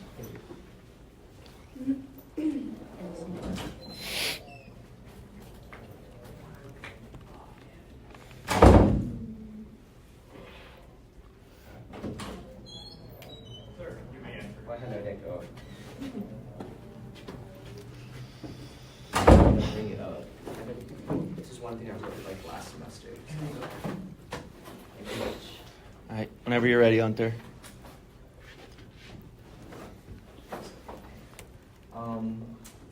Sorry. Yes. So this bill is very, very cut and clear. I worked on it with Lieutenant Emeritus Lucan right here. I think that the verbiage is very clear to say that the Senate Secretary should do something down there to have students be aware of the businesses of Senate, which Senate committee business as we see, and people just aren't really aware of what goes on in these committees if they are the public student body. And in regard to these minutes, that hey, just send them to secretaries. They'll be posted within 3 days. It's as clear as that. I yield the rest of my time. Okay, we're now live for 5 minutes of Q&A. Whenever you guys are ready. So right now is the requirement just that they be posted somewhere, or there's no requirement to post it anywhere? It just says which should be made available upon reasonable request, aka like a PR. Okay, gotcha. So you don't think that the current system and everything being already public records and in the sunshine, you don't think that's enough? Personally, I think they should be available on student websites. For example, like obviously we have these committees that you can go to the website, it says like INC. Mm-hmm. Well, it goes INC, I think budget, RNA, Judish, RNA. And I feel like if it just like had like under it saying like minutes, like exactly like it's in the resources tab, I think that would be beneficial for students and they could just be more involved with like what goes on. Like I know personally on many applications from other committees that in RNA, they always say access, transparency. I think this does that. Okay. So, I mean, I just want to point out, I mean, your side has pointed out a lot of times that the website is backlogged and not updated enough. You don't think that this would just make further administrative headaches and lead to the Senate secretaries having to struggle even more to publish more things? Realistically, they're not the ones like doing the minutes themselves. We do the minutes in here, so they don't actually have to write the minutes. We just really send them and they upload. It should just be a simple 2-minute thing, realistically. And I have discussed this with UFIT, and they said it is possible. So. Okay, but I mean, yeah, I guess that's fair. I just still think that, like you guys have said, they are struggling right now to upload things, and I just worry that doing this right now and just did you consult with the Senate secretaries on this at all? I can, if you would like to. They do say that I have discussed something similar before in regard to just actual meetings and then being uploaded in a timely manner. I send the SG portal. I listen to them like watching back the Senate meetings, which I would never do personally. And they seemed open to it, more so just like we can get them, like get our minutes to them, well, like in a timely manner. Okay. For right now, where can we find this in committee minutes? You just PRR. Yeah. I was like, which by the way, a lot of students don't know they can do, so, Yeah. which is like one reason why I'm like, hey, we can direct them. Can the, Yes, what's up, Renner? So the way that they're treated right now, so the thing that brought this intuition last semester and then Hunter bringing it up now, is the way it works is that they print them out and then they send one copy to the university archives and they put another in the closet in the SG office. So that's what they do from right now. They print them out and then they send one to the library archives and they put one in the closet by the SG office. So it's like, yeah, it would essentially be just like an extra 2 minutes. That would not So there's nothing online to find it? To my knowledge, unless you PRR them, no. Yeah. Or ask the clerk. You can ask the clerk, but like, again, I don't know what students are personally reaching out to the committee chair and then saying, who clerked this? I don't know how often that happens. I'm pretty sure it's very low. And I've actually not. All right. Are there any other questions? All right. Seeing none, we're now in line for 5 minutes of debate. I personally think this is a really great idea, especially since what happens in committees should be accessible to the student body. I feel like it's more so something that is applicable to them because we're reading legislation that affects them. Rather, it's not something that should be hidden from them, and it should be more accessible to the regular student body. I think having the website updated is good. I understand though the concern that you brought up during the question about adding to the vote of the Senate secretaries, but seeing as there's nothing really wrong with the bill as is, I think we should pass it and then just deliberate with them on what they think is possible. And if they have very strong feelings against this, then we could just move to amend it later on. So what I would maybe recommend is we could table this bill, and in the meantime, you could talk to the Senate secretaries and see how they actually feel about this, since I do think they should be consulted when things actually have to do with them. I think that's reasonable. So that's something that I would say, but that's my opinion. This is a code revision, though. It does go through 2 readings. That's true. So Yeah. that would give Okay, us that's time. fair. That's fair. Yeah, and like if anything, we could amend it to add like more days, like longer time. That's reasonable. So Yeah. Okay. Any other debate? Okay. We're now in line for motions. Do I have any motions? Oh, 2 minutes of final privilege, Hunter. As Mr. Kyoto said, we can easily change the number. I just thought 3 days would be impossible because that's usually within so today's Saturday, be by Tuesday, for example, so they can see it before the meeting. This is one bill that I think is very beneficial for the fact that almost everyone who's ever applied in RNA usually says transparency, as I've mentioned. They use, in that regard, especially in terms of judicial budget, I feel like student organizations, student individuals should be able to access things in a very easy way rather than going through PRs. Because, like I said, a lot of them don't know this can happen. And as Member Badine said, sorry. It's Badine. Oh, it is? Okay. Why is everyone said differently? Maybe Okay, it's my your fault. answer wrong. I just don't correct it. Okay. It's Badine, thank you so much. I thought so. But it can't get through 2 readings. I feel I'm more than amenable to the number, as I mentioned. We can do that a later time. I think this could get through first readings easily, and if we need to amend it, we can. So I hope you all pass it today because I don't think there's an inherent issue with it. There's just great consultation with them, and I think that could be something that would be very simple. I could go literally Monday.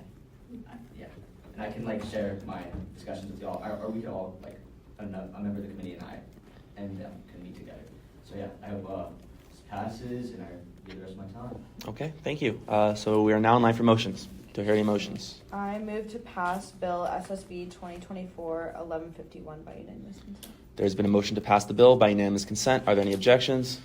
Seeing none, that motion passes. That bill has been passed. So we are now in line for SSB 2024-1153, resolution calling for one-on-one advising to be added to the Oh, no, wait, is this the right one? Yes, this is. Resolution calling for one-on-one advising to be added to the transfer preview schedule. Are any sponsors here? Yes, one sponsor's here. I do believe that we might want to table this because I think Senator Offer, I believe she's the author. Mm-hmm. I think she wants to speak more with Gillian Lloyd about this issue. She was in contact with Gillian Lloyd, so I would appreciate if the committee tables it. Okay. Given that, would you like to waive presentation? Yes, I waive all the rest. Okay. So we're technically in line for 5 minutes of debate. If anyone has any debate. Okay, cool. So we're now in line for motions. Do I hear motions? I motion to table Bill SSB 2024-1153 by unanimous consent. There's been a motion to table the bill by unanimous consent. Are there any objections? Seeing none, that motion passes. Okay, we are now in line for SSB 2024-1158, resolution condemning the actions and rhetoric of Florida Governor Ron DeSantis. Are any sponsors here? Yes, Senator Monson, would you like to give 5 minutes of presentation? I think we should table this so that the chairwoman can speak on this bill because I really appreciate that. She is the DI ad hoc chair for a reason. I think that she would be best to talk about this and the issues presented, because there are an extensive amount of whereas clauses as we see. And I feel like she would be better fit to discuss this than I. So I hope y'all table this bill.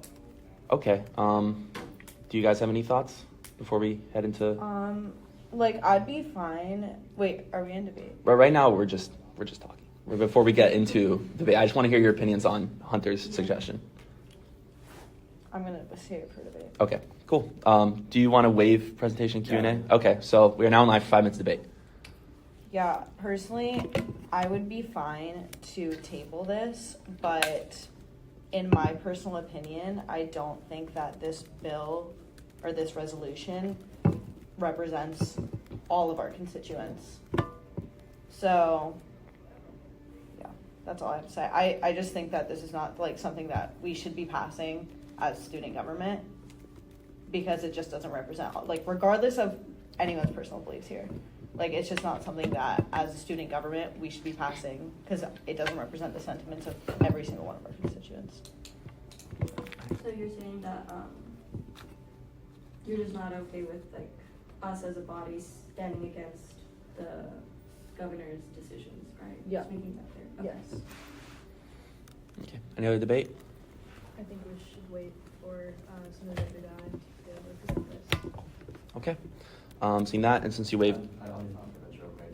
It's nothing major. It's more so the fact that there have been resolutions countlessly planned or passed and passed in the past. That I objected to, that I personally didn't agree with, that still did pass. And I agree with your concerns that we should be passing stuff like as a Senate that we do endorse, because it does say in the therefore like let it be resolved clauses that like the student Senate does like adhere to these things that includes these sentiments. So I do agree in that regard that we should, as a Senate, like be more cohesive, because we do represent variations. Like are all y'all in here off campus? I forget yours. On campus. yeah. Okay. I know y'all are dorm centers, but yeah, like we have a lot of different constituencies, and we represent a lot of different people from a lot of different ideas, backgrounds, etc. And that's one thing that I do value. I appreciate you saying that. But yeah, I would like for Senator Udai to speak more on this, because she's the one who's done all this research, and I would rest my time. Okay, thank you. That concludes final privilege. We're now in line for motions. Do you hear any motions? I motion to table Bill SSB 2024-1158 by unanimous consent. There's been a motion to table the bill by unanimous consent. Are there any objections? Seeing none, that motion passes. This bill has been tabled. We're now in line for SSB 2024-1159, Accessibility of Student Government Overhaul Act, written by Minority Party Leader Nathaniel Pelton and Senator Raj Mia. Seeing that neither of them are here, we're going to skip presentation and Q&A and move into 5 minutes of debate. Whenever you guys are ready.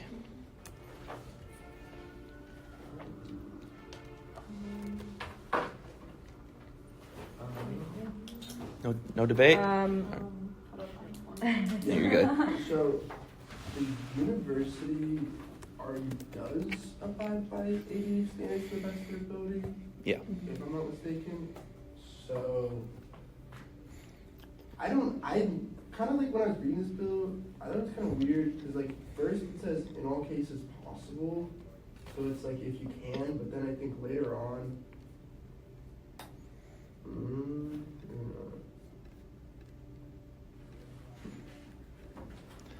I just think that to require something that cannot unfortunately be ensured but should be strived for, I think the intent is great, but it's setting us up for failure. I just don't, like, in all cases possible shall ensure, it's like, almost like, do it if you can, but you have to do it. It's contradictory. So it's like, I'm not, like, if we amended the language to be, More, like, less restrictive. but also I think this already exists. Yeah, Yeah. that's Specifically for student government. like I said though, when the University of Florida as an entity already has to abide by the ADA, I don't know if this is necessary. And again, like I said, I just really worry that if for some weird reason there is a situation where it cannot be accessible, like I don't know why that would ever happen, but it could happen. I don't think that would be possible since the University of Florida and every building in the University of Florida has to adhere to ADA requirements. I just, like I said, I feel like it's setting us up for failure to codify something that should be strived for, but just unfortunately, in the reality of things, cannot really be 100% guaranteed. And that's my opinion. Yeah, what's up, Ronan? I don't know if the thought on the bill, but as a member of the PWD committee who consults the DRC, I can say that UF, despite there being legal obligations to follow the ADA, does not do so very frequently. It's actually something we'll be meeting about at the end of this month on older buildings where they have very minimal ADA compliance. There's a significant number of buildings that their ADA compliance is you have to go into like the loading dock and use the loading dock elevator to get to a higher building. Well, that's in a very strict way of complying with it. Like, I don't know what's in this bill, but it sounds like it deals with the Americans with Disabilities Act. I just want to say, like, we are complying with it in like not the greatest ways possible. And if I recall, because I think Nathaniel had asked me about this, there is one part where it says, it either says Title II, it needs to be Title III, or it says Title III, it needs to be Title II. Regardless, whatever it is that he corrected that, it's not right in the codes, it should be the other one. That's actually something, I don't know if any of you know who Zach Chow is, but this is something that he put into law a while ago, and he had just made a mistake. So I don't know what's in the rest of this bill, but that's the one part I know about, so I think that should be kept. I don't really know what's in the rest of this, but yeah, I hope that provides information that's useful to the committee. Yeah, I mean, the same thing, like you said, that there are sadly some buildings that kind of vaguely adhere to these requirements. So to say, like, if the University of Florida already is struggling to adhere to these requirements, I feel like it's, again, setting us up for failure to make the Student Senate try to adhere to these requirements, and to say that the student government shall ensure compliance when the University of Florida is only doing its best to ensure compliance. It's like, what's the Student Senate going to do? So I just looked it up. The Disabilities Resource Center does facilitate ASL interpreting, because I know that was mentioned in there. You just have to request it. So you can request access to having language like ASL interpreters. I feel like if that's the case, then what's stated here, like, that we will have sign language interpreters if requested, should be easy to comply with. I just feel that, like, so SG events, like SG venues are venues in the university. So if the university is unable to comply with these ADA requirements at all the various buildings, then it's like, how is SG gonna then just like make these buildings magically ADA compliant before an event there, if that's the only location they have available? Yeah, what's up? Would the committee, since I don't know what's in the text, since I'm no longer on the listserv, would the committee be willing to go into like a short recess and look at what is in this? Because I know Yeah. 59, sorry. I can like tell you what parts of things I pulled and what parts he added. Is that specifically saying? Yeah, the only thing that I suggested to him was changing it from Title III to Title II, because that's the only part of this that's like inactive. I don't know what the first few parts of that. You could probably strike the first three and then just use that.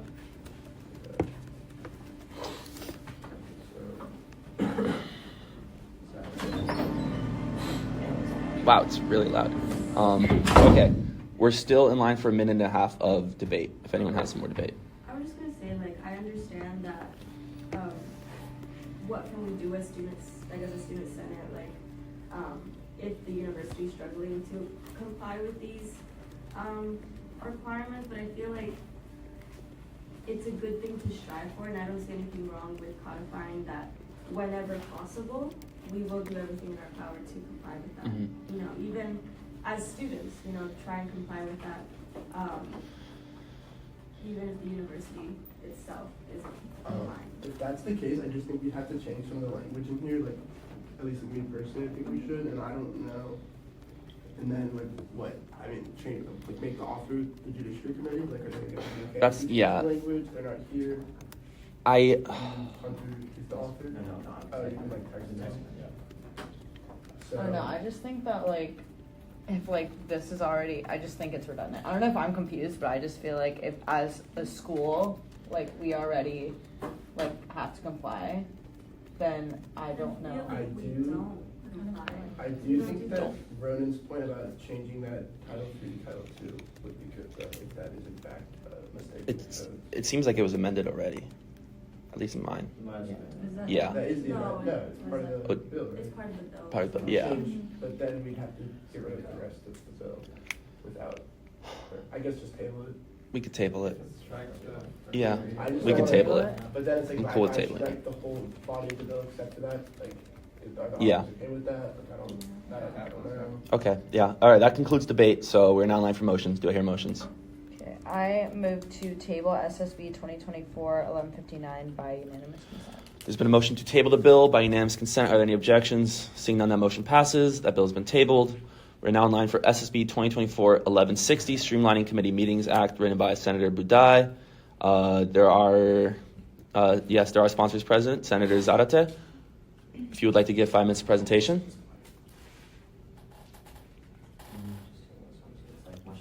Yeah. I yield. You yield? Okay. I'm also sponsoring. Okay. So given that, we yield, so we're now in line for, do you yield your Q&A as well? Do you want us to just, okay, so we're now in line for 5 minutes debate. If anyone has any debate? No debate? Okay. Student government YouTube? Facebook, YouTube, Instagram, probably TikTok, I presume too. I just don't know. I don't know. I think at this point, like, this would be like redundant since we've passed the other. I need to pass it, as it's tabled right now, obviously, so. Redundant with which one? Like 1151. Like it's just like, I don't know. Oh, It's already accessible. it's a little different It though. It is a little It's already different. It's just accessible like- on the Facebook page. That's already, all the live streams are posted and they're easily accessible. So that's why I do agree with Senator Prieto in thinking that this is a little redundant because, again, they're all online. All the past minutes, all the recordings are there. So I don't know. I feel like this is just extra work. Yeah, at this point, I think we're going into like extra work. Okay. I think we should table it though, just because the author is here to present it, but I see what you're saying about it being redundant. Table you can fail. Which one is it? This is 1160. 1160? Yeah. We're still in debate.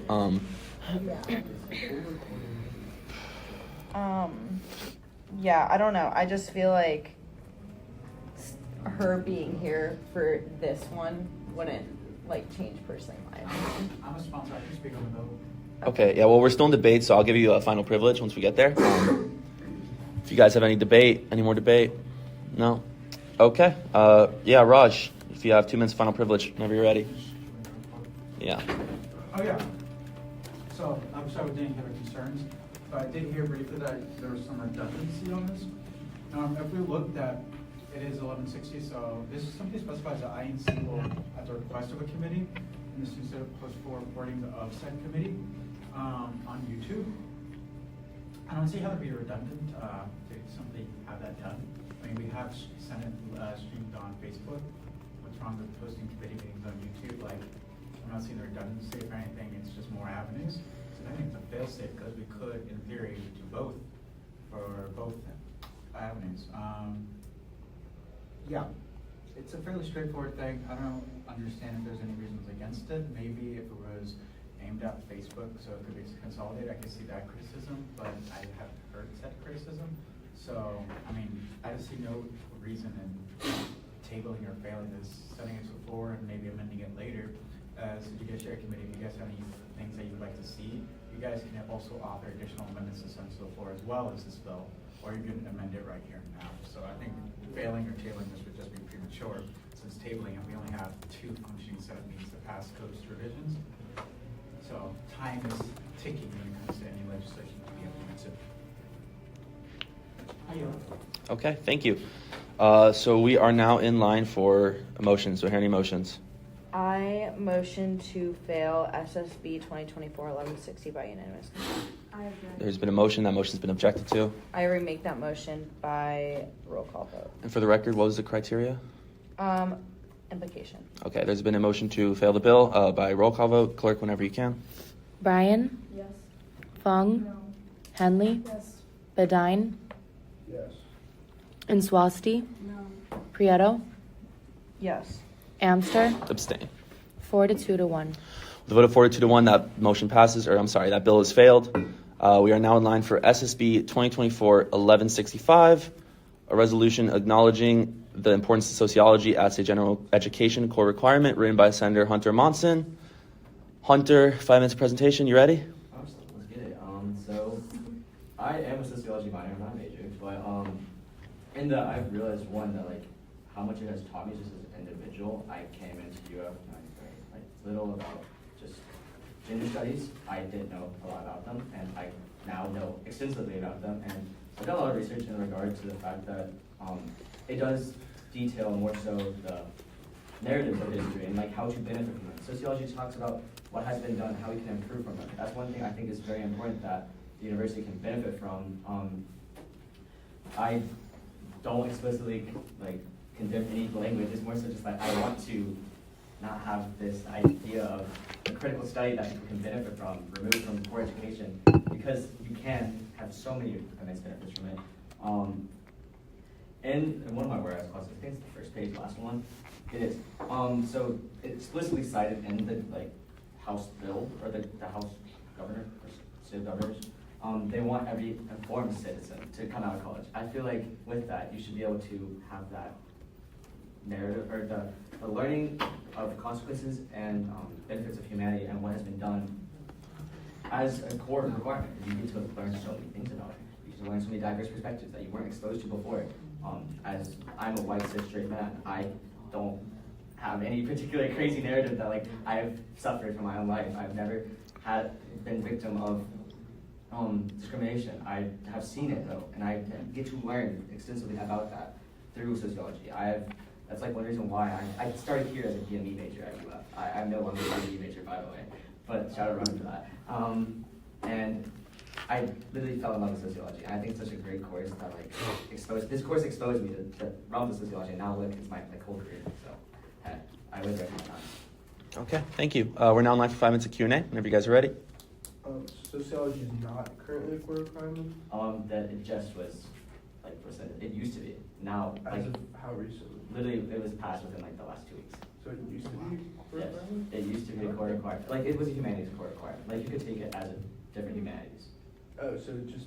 Yeah, It was so you- labeled as humanities. Yes, exactly. It was a humanities core requirement that you could do. But you could also do like, for example, civics, or you could also do like AP Gov. So did they reduce the number of humanities core credits? It's more so it's not an option. Oh, okay. So Like, it'd be an sociology elective in won't- theory. So you still have But to it do won't humanities. fill So that. sociology Yes. won't, okay. Yeah, they won't fulfill it as a core requirement. I don't know how like familiar you are with the degree audit, but like you have like core requirements you have to fulfill like and within like humanities, within like languages.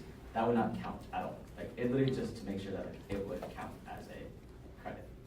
It's not like some usurping power. It's just so you can get credit for humanities because I think it's a very beneficial coursework for the study. Are there any other questions? Would you be amenable to replacing the word condemned in the last therefore clause to disapproves of? Because I feel like condemns is like, Is that the last one? Sure. yeah. Yeah. Okay. All right, is there any other questions? Seeing none, we're in line for 5 minutes debate. Any debate? I mean, I agree with it. I don't know if you guys have any issues. Yeah, I think sociology is a social science. I don't know why it would count as a humanity credit. Yeah. Yeah, Okay. You can read about it though, if you want. As I have in all 5 minutes. So. Okay. Is there any other debate? Okay. 2 minutes of final privilege, Hunter. I'm amenable to that language, although I do wish it was a condemned, even though I just rather it through because I think it's important. I have a lot of research. There's literally 16 sources listed on it. All of them are like mainly like studies and like definitions. It's pretty objective stuff. So yeah, if you want to do that amendment, go for it. I use the rest of my time. Okay, that concludes final privilege. We're now in line for motions. Do I hear any motions? Okay, I move to make an amendment to replace the word condemns in the last therefore clause with disapproves of by unanimous consent. There's been a motion to change the wording of condemns to disapproves of by unanimous consent. Are there any objections? Seeing none, that motion passes. Are there any other motions? I move to pass Bill SSB 2024-1165 by unanimous consent. There's been a motion to pass the bill by unanimous consent. Are there any objections? Seeing none, the motion passes. That bill has been passed. We are now in line for SSB 2024-1170, a resolution requesting for the addition of a reservable music room in the Rights Union, also written by Senator Hunter Monson. 1170. Oh, I'm sorry, we're jumping around.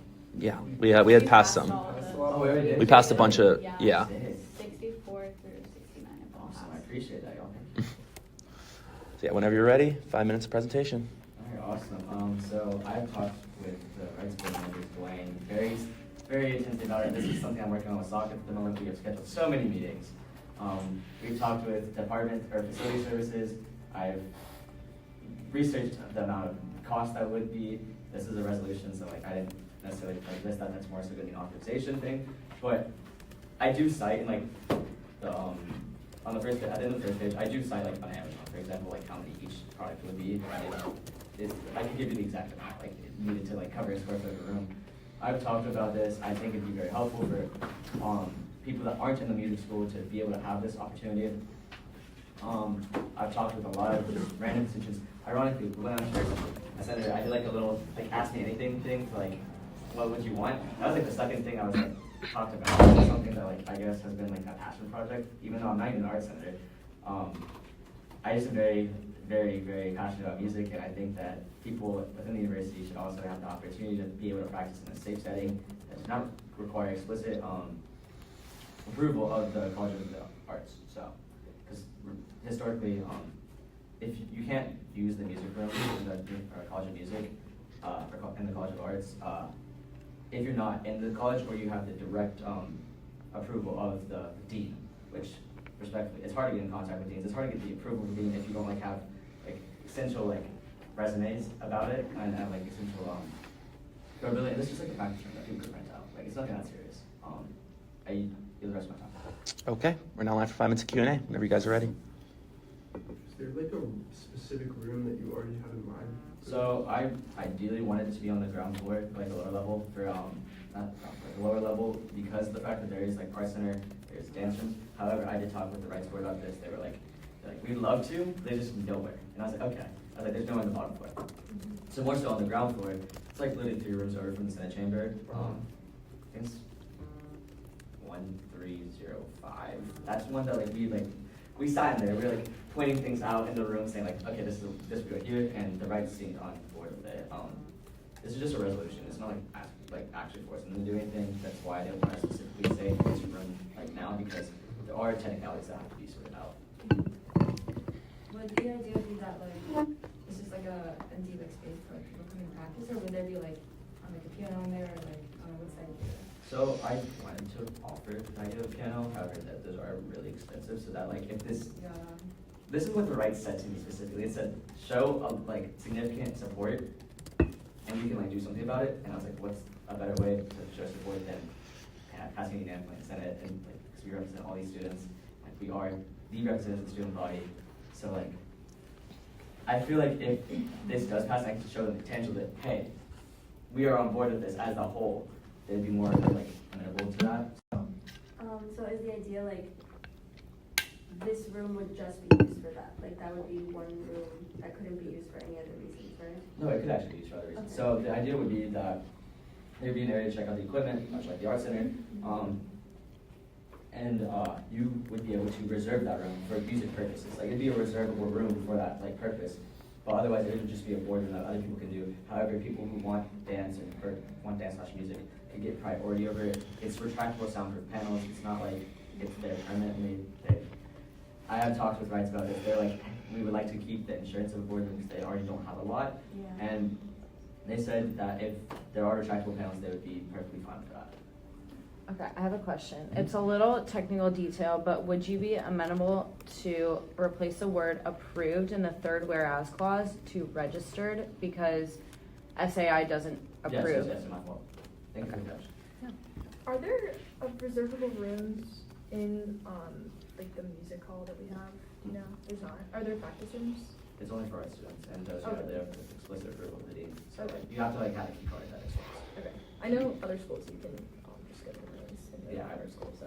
I mean, you can go into rooms, but like, this is the idea of that people like in bands or something like be like playing and like it'd be very disruptive if there wasn't like a set area for that it had this soundproof technology. Remember when we had that judiciary meeting in the Rights like a couple weeks ago, and there was all those people singing? Yeah, exactly. You know, like what room that was in? I can look at those. It's like a little one. Okay, I was just curious if that was like. No, it's not. They just like randomly book They the just room and sing. Yeah. Okay, so that would be, this room would be soundproof, basically. Yes. That would be good. Yeah. I feel like many members of the committee, as well as anyone who's been in other committees that have member rights, we hear a lot of disruptions. And imagine someone like playing a guitar and drums so loud as like their ability to like and absolutely screaming out songs. That would not be very germane to business, I'd say. Any other questions? Okay, so we're now in line for 5 minutes of debate. Are you guys ready? I know that there's I'm not sure if they're reservable in the honor storage that are soundproof, but like where you can use it for music rooms. So I don't see why we don't have one in the rights already. Yeah, I think with that, just with that little small amendment, I think we would all agree. Cool. I need to really go in that I used to play like opera like before coming to university, but like now like we don't like I don't really have anywhere to practice, so I think that's a really good idea. All right, any other debate? Okay, 2 minutes of final privilege. Hunter? I'll keep it really short. Yeah, like I personally since college I've learned bass and guitar from the time I've come to college, and it's been very fun. However, I've had to like go in the most isolated areas to not disturb people or put headphones on, which that's fine. Like the headphone part is fine, but just like going into isolated areas is not the most enjoyable experience. I think the cultivation of music should be something celebrated by the university as a whole. And I remember Henley said there are some in the honors list, but like you can't get into them unless you have the honors an honors person with you, or you are an honors village person or a resident. And I think this would be beneficial. I am trying to work with Rice to not make it just a student group, because that'd be kind of, it would foster student engagement, which I would like with student groups, but you can both rooms in the Rights without like being a student org, so I yield the rest of my time. Okay, we are now in line for motions. Do I hear any motions? Point of information, if Yes. I have 2 amendments, do they have to be made separately? You can make them as one motion. Okay. So I move to amend the sponsors line to include everybody on the Judiciary Committee and Arturo, Zerata, and anyone else? I don't have a strong opinion about this, that's fine. Okay. And then also change the word approved in the third whereas clause to registered. There's been a motion to make multiple amendments to the bill. Was that by unanimous consent? By unanimous consent. By unanimous consent. Are there any objections? Seeing none, the motion passes. Are there any motions right now? I move to pass SSB 2024 1170 by unanimous consent. It's been a motion to pass the bill by unanimous consent. Are there any objections? Seeing none, that motion passes. That bill passes. We're now in line for SSB 2024-1171, Committee Hours for Accessible Information and Representation Act, written by Senator Hunter Monson. So 5 minutes, whenever you're ready. Okay, for starters, the first code revision, like 315.1, it's really just like clerical error. I don't know why it hasn't been done before, because we don't really call them the Senate committees. We just call it the Senate committees. So I would like to first off strike the part of the student senate, because it's kind of redundant. I was like, it's just a clerical error. I would like to change 315.3 through 315.31. It basically just gives the opportunity for students to come in, meet with committee chairs as well as committee. If we want to make it just the entire committee as a whole, I am fine with that. But I think that'd be a lot for just people of the whole committee to come for like an informational session of like every week, because I think that students should be able to talk with these people that are in these chairs of these committees. I think they should be able to say, this is my concern. The budget committee is one that is of the utmost priority for this. That's like the reason why I wrote this bill. As well as the judicial is very important in this regard too, because they can talk about legislation they want to see, and they can talk about what AJ or Chair Amster, as well as the fact just like anyone else involved in the committee that wanted to attend, or any senators that want to attend such an information session. As well as the fact that, as we saw with the last meeting, there was the budget bill by Honolo and the thrift bill by Zoe and Nathaniel. They both got failed, even though they could just been talked out. They literally met the next day. or like, no, they met yesterday actually. They met yesterday, literally sorted out every single like worry and concern in those bills. So imagine just 2 hours a week instead of failing a bill that you could get us through, because every single week that we do end up failing bills that just then get rescinded or that then get tabled, that could just be easily resolved. It just delays more growth for the student body. It delays more bills to be passed. It creates more of a strain on the Judiciary Committee as well. Just to have that sheer amount of bills sitting. But yeah, it just is basically transparency. It's basically just making sure that, hey, we can come in during these times, we can sort things out rather than just failing them outright. We can fix this. This is an issue I have here, and this is a concern I have here, as well as just, for example, in the budget committee, that student orgs can meet with the budget chair and just run through how to do it properly before the budget happens. None of y'all are on budget to my knowledge, but as we've heard extensively with the resolutions of ISA, PSA, IOC, and BSA, there were technical errors, so they didn't have the proper knowledge of what to do in such a scenario. So I think treasurers could, one, just come in, figure out in the event of emergency how to properly do it, as well as the fact that student legislators can come in to resolve any issues that might be preceding a Senate meeting. I wait the rest of my time. Okay, we're now in like 5 minutes of Q&A, whenever you guys are ready. My question is, isn't committee meetings already open to the public? Yeah, but realistically, if you haven't, you're not supposed to talk if you're not like in the committee or like a presenter. So like in this, you would talk one-on-one or however, with the chair, and you could discuss any issues, and it would be public notice. Obviously, these meetings would be public notice, so anyone that would like to come to them, yeah.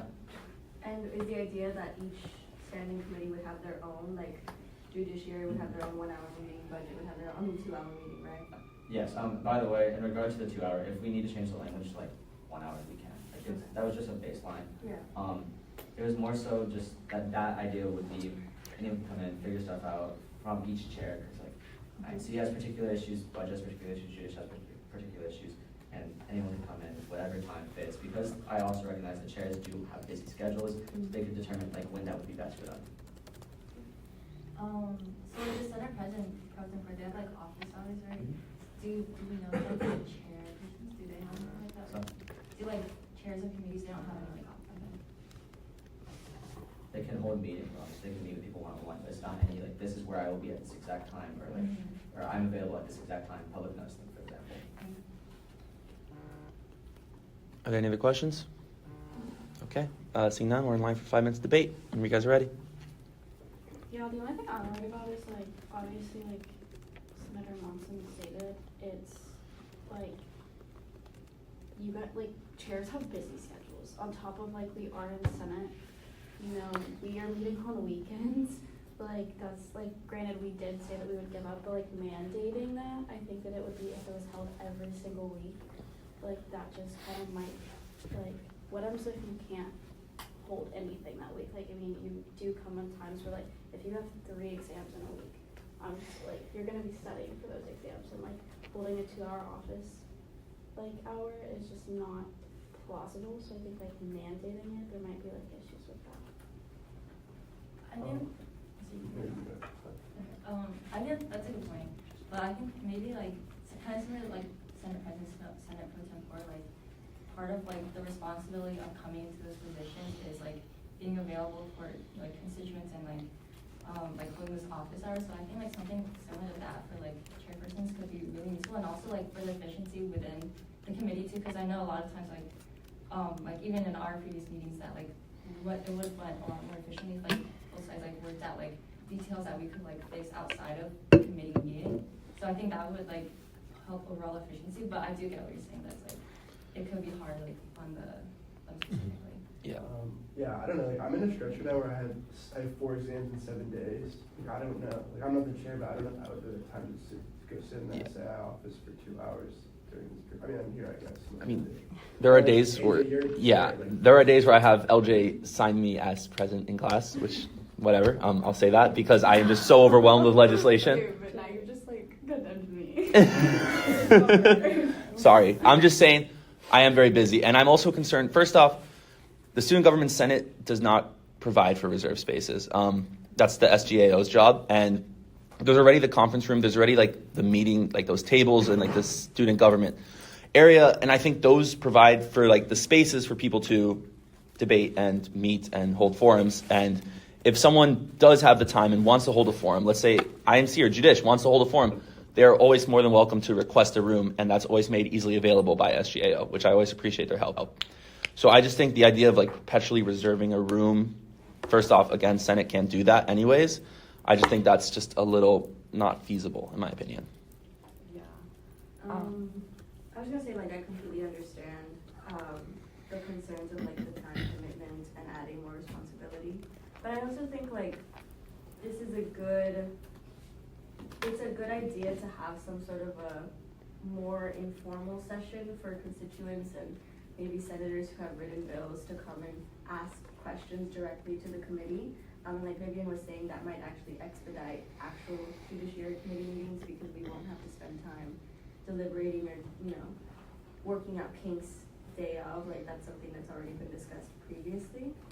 But I personally think 2 hours is a bit much too, so.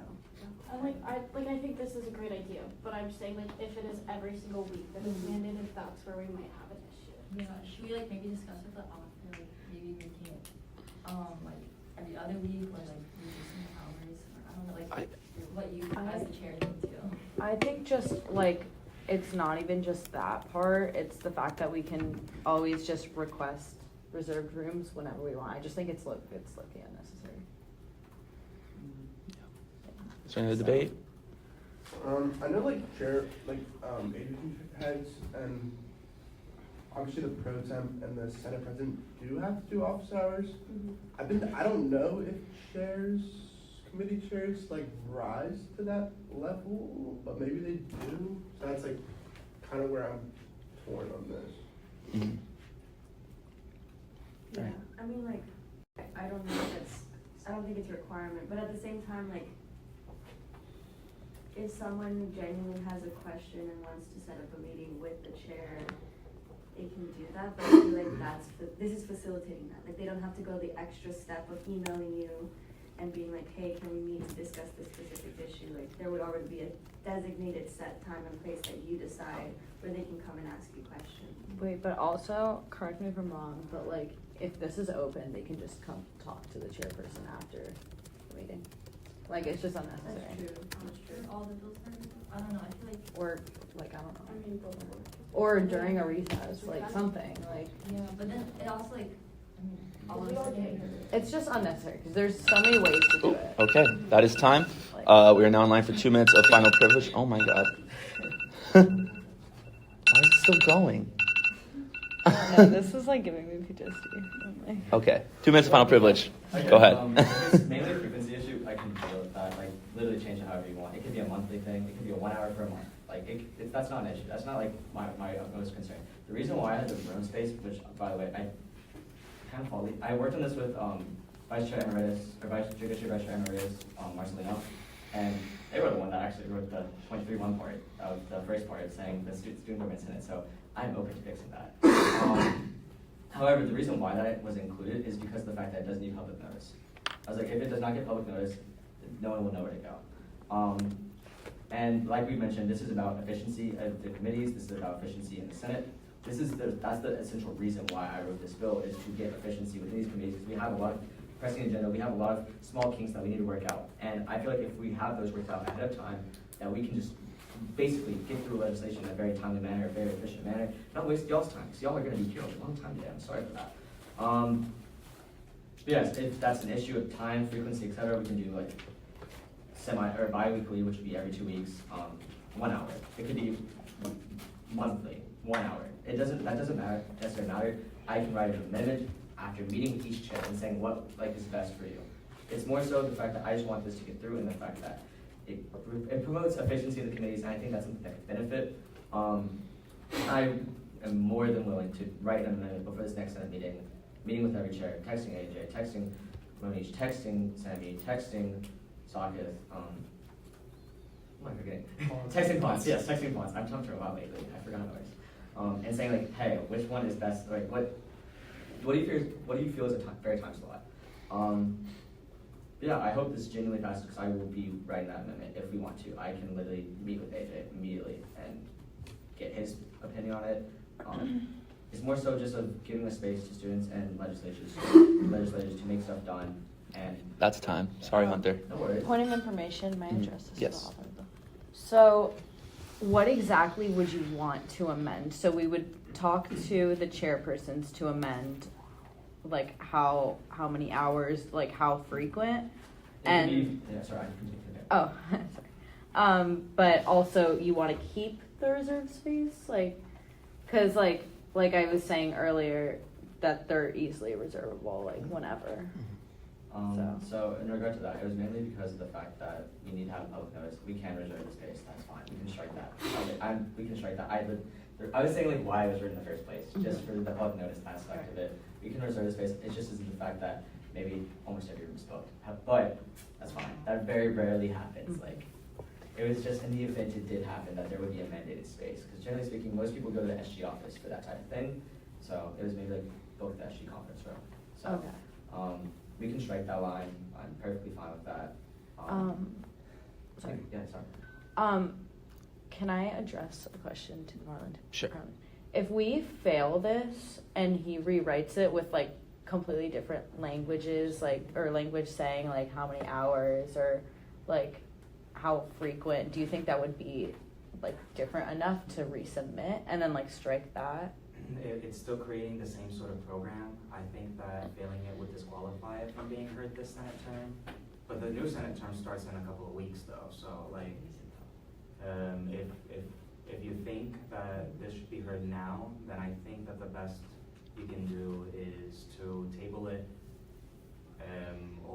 or even pass it and amend it from the Senate floor, or amend it while it's tabled. You can submit for a bill that is passed by Judiciary. You can do that before the Senate. Yeah, that's what I meant. You said it before, so okay. Yeah, you know, it's. Yes, okay. All right, so we're in line for motions. So I move to fail Bill SSB 2024-1171 by unanimous consent. So motion, and that motion's been objected to. For I the remake- record, Point of information. on implication. Oh, on implication, yeah. Point of information. And clarity. To you just asking like,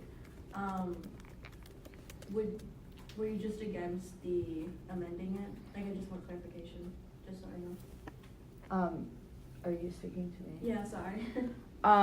Yeah, I just think there's so many things that like we can change, and I just think it's unnecessary. As I stated before, like I just think there's so many ways to get to the chairperson, and if we rewrite it, just completely changing like the how frequent and all of that, I think it'll be.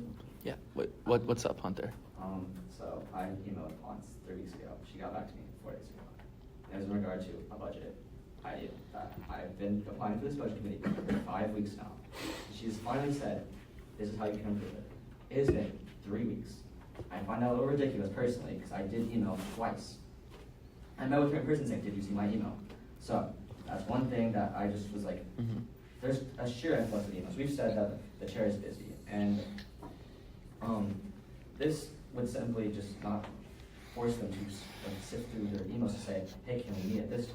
Because maybe that's just not convenient, but that gives the responsibility of other people to meet with the chair rather than the chair meet with people. But if we also if we're changing like the frequency of it, it would still be like whenever the chair could, like monthly. If we were Like having once frequent monthly, it would meetings- still be like, Even if we had those take frequent forever. meetings, we don't know that the author of the bill would be available to meet with the chair, and they would still have to send an email, most likely, depending on like their availability. Yeah. So Right, but, like, someone we're in class during that we're in would line for send- motions, and I want to keep this meeting efficient as possible, and I want to save debate for debate and questions for questions. So we're still in line for motions. So I remake that motion to fail SSB 2024-1171 by roll call vote. Okay, there's been a motion to fail the bill by roll call vote. Clerk, whenever you're ready. Brian, No. Fung, This is to. A yes is to fail the bill. A no is to not fail the bill. Henley, Yes. Bedine, Yes. Inswasti, No. Prieto, Yes. Amster, Yes. 4-3. The vote of 4-3, that motion passes. That bill has been failed. For the record, what was the criteria? Implication. Implication and clarity. Implication and clarity. Okay. So given that, we are now in line for SSB 2024-1172, the Environmental Assessment and Study Enhancement Act, written by Senator Hunter Monson. Hunter, 5 minutes presentation. Are you ready? All right, perfect. As you see, this has not been a minute since 1990. There's been a lot of climate change and climate differences in the state as well as the university since 1990. And this bill simply just gives a more complete definition to what an environmental assessment and an environmental impact study is. They are literally just textbook definitions. That's what they are. You can look into them, but it literally just changes that, as well as the fact that I feel like if a program was to be implemented, it should be reviewed to see its efficiency, and it's a pretty straightforward thing. It's just literally just making the definition more clear other than vague language, because that's what it was previously. I yield the rest of my time. Okay. We're now in line for 5 minutes of Q&A. Any questions? Okay. 5 minutes of debate. Go ahead. I don't see anything wrong with it personally. I think it's a already done. I agree with that. Any other debate? Okay. 2 minutes of final privilege. Hunter. I yield. Okay. So we're in line for motions. Are there any motions? I motion to pass SSB 2024-1173 by unanimous consent. 72. 72, sorry. So a motion to pass the bill by unanimous consent. Are there any objections? Seeing none, that motion passes. We are now in line for SSB 2024-1173, Judicial Annotations Volume Archive Act, also written by Senator Hunter Monson. So 5 minutes presentation, whenever you're ready. So I know we're scared because it says judicial on it, but trust me, this has nothing to do with mandating the Supreme Court. It literally is just having to click post stuff. It's that simple. It's literally nothing more than that. You can look into the language, you can look into the code. It is designating the clerk to just do their job, because previously, they have historically not done their job. I don't know if you've ever been to a Supreme Court meeting. It's hard to get those minutes, and a lot of them are incomplete. So, I yield the rest of my time. Okay. 5 minutes of Q&A. I have a quick question. Did you consult with the Supreme Court at all about this? I have to a degree. I asked them saying, what has your clerk done? And they cited this, this, and this. And I was like, those are not minutes. They're very hard to get quoted, by the way. Any other questions? Right now, how do, is there any way to access? Yeah, you can access them. You can just be as variables. So whose responsibility, it would be the clerk's responsibility, right, to post these minutes? So, To the SG website, or? ideally that wouldn't be a clerk thing. It'd be more so of the Supreme Court has its own unique system. They don't have Senate secretaries as we expect. And if we can verify this as well, if you have greater knowledge on it as well. I was like, I don't know if you do. I'm just like curious, what responsibility is it, whose? Because it's just in regard to things getting posted to this, like in regard to the Supreme Court, which are very rarely happen.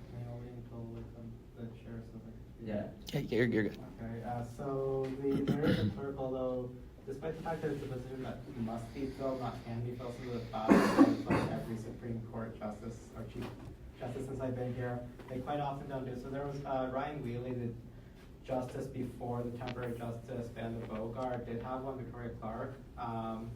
So there is supposed to be one, and their jobs are basically to prepare minutes from the thing and then transmit it to, I think Jerome is the advisor. I thought it was Jerome. I was doing Yeah. So, because the Supreme Court has been kind of not doing this, it's been up to the advisors to take these minutes. But there is supposed to be, statutorily, there's supposed to be, and constitutionally, there's supposed to be a clerk. I think it's because we have had two acting people, they felt a little maybe who am I really allowed this? I'm only the acting chief justice, but now we have a new one. I've spoken with Brittany Day after the past. She seems like she's more committed to doing this, but we have had issues with having a clerk and them doing the job in the past. The only times we've had is when there was a approved chief justice, not acting chief justice, excuse me. So that answers your questions. Do you have any other questions? Any other questions? Okay, we're in line for 5 minutes debate. If you guys are ready. No debate? I mean, I don't have any problems with it. Are there any things that you guys are opposed to? This goes back, I mentioned this in the other similar bill about Judish. I'm concerned about mandating more internal procedures for the Supreme Court when the Constitution gives them the power to do that for themselves. So that's again my concern. Again, this is just extra steps. Everything is public records, and I get it. It can be hard sometimes, but like this just goes back to that same thing of this is just not necessary in my opinion. The issue is that like this seems to like be an issue of like the clerk not like carrying out their responsibility. So if we don't explicitly like have something like this, is there another way that issue could be solved? Because that seems to be like a reoccurring issue. So like, is there any other way that we could like address that though, or like have that? We could table this bill and try to talk to the Supreme Court more and try to figure out exactly what we want to do with this, in my opinion. All right. Is there any other debate? Okay. 2 minutes of final privilege. Hunter. I really hope you don't table this, purely because we have addressed the concerns. We have detailed as to what it is. We're not mandating the Supreme Court to do anything. It's more so the clerk, which is, as we've said, has not been doing their duties. They literally have those outlined duties in the Constitution right here, or in the codes right here, and they just don't perform them. And I feel like that's negligence in its own right of the duties of someone within student government, as well as it just limits the access to what goes on in the Supreme Court. As we saw, like with the Online Voting Act, it was hard to get a hold of that. It was hard to find that. So imagine some substantial case happens and no one can find it. This is just really to make sure that what happens in these courts is known, that what happens in these courts is not something to just sit through and find hours and hours on end. Because this is something that should just be accessible to students and anyone that is proxy to it. I yield the rest of my time. Okay, thank you. We are now in line for motions. Do I hear any motions? I motion to table SSB 2024-1173 by unanimous consent. It's been motioned to table the bill by unanimous consent. Are there any objections? A motion's been objected to. Okay, I remake that motion by roll call. A motion's been remade by roll call vote. Clerk? Brian? Yes. Fung? No. Henley? Yes. Badin? Yes. Inswasti? No. Prieto? Yes. Amster? Abstain. 4-2-1. By a vote of 4-2-1, that motion passes. That bill is tabled. We are now in line for SSB 2024-1178, Committee Legislation Engagement and Accessibility Reform Act, written by Senator Arturo Zarate. I believe is he not outside? Yeah, if you want to get him. You might not. Okay. That's his computer, yeah. I know. Yeah, well, there's a lot of people here. They got tired of us? Yeah, we're in the world. No, we kind of noticed that. She just wants to say. All right, whenever you're ready, Arturo, 1178. 1178. Yes. The Clear Act? Yes. Yes, okay, great. So what this bill does is it allows for legislation that hasn't been approved to be put on the SG website. This means that constituents that are able to see this legislation before it passes the committee. It puts rules for exactly how these will look like. An example of that is right here. It says unapproved, big letters. This means that no one will be confused as to whether this is approved, has been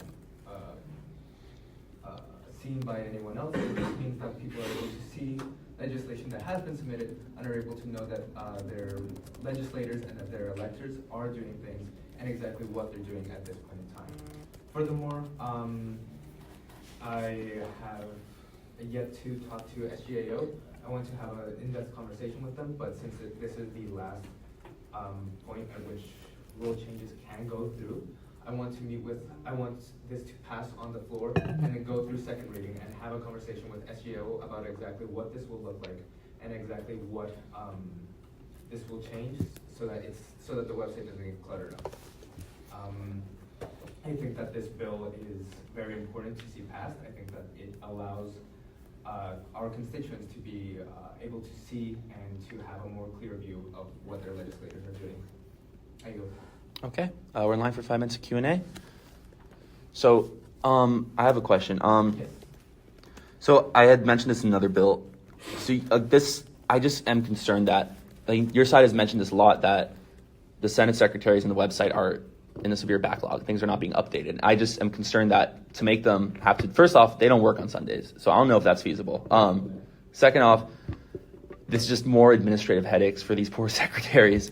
I think this is just a little unnecessary when the bill's are already up there, and just to make them have to put a watermark on every single one, it just seems like extra steps to me. So watermark can be made within 30 seconds. Here, I'll remake it right now. You just look up watermark, put custom watermark, and exactly what you want to do. It's a 10-second process, and furthermore, UF is at the bleeding edge of current AI and automation technologies. I believe that they can be incentivized to use these things to not only make the process for this specific bill more straightforward, but to empower them to be more efficient in their other duties in regards to the Senate. Okay. Seeing as this university is really has marketed itself on that, I believe that that's a great step that we can take. Okay, I don't know if I'm like missing the point, but like what is the point of the watermark when when the bills are already posted? It's to show that it hasn't been approved by the Judiciary Committee or by any committee. It's to show that it has been submitted, but it hasn't been approved. It's to prevent confusion. Is that? Any other questions? Seeing none, we're in line for 5 minutes of debate whenever you guys are ready. I have a question. So the responsibility of the Senate secretaries is underneath the description is essentially handling everything that gets uploaded to the website. Is that? I believe that is their purview. Yes. Okay. I mentioned that because I feel like that we're seeing a lot of legislation that's about efficiency and transparency, and the major roadblock that we run into is that we don't want to keep adding more responsibility to the Senate secretaries. Is there a way to spread that responsibility to another entity that's specifically focused on updating, or, I mean, obviously that's not what this resolution is doing, but just like thinking long-term, a way to mitigate this so that when we have resolutions or legislation that's about this or adding responsibilities for transparency, there's no roadblock, that there's not enough people to do it. Of course. So I submitted another rules change. We're in debate right now. I'm sorry. You can save that for final privilege. I'm sorry. I just want to keep things efficient. No, I get what you're saying, Elizabeth. I mean, that would just be a whole nother discussion of talking about another agency or another position. Mm-hmm. But again, like I just stand by my opinion that this is just more redundant work for the secretaries when they are already clearly struggling and behind on some things. And that's, yeah. Any other debate? I don't know. I think that there's also other things that are wrong with this bill.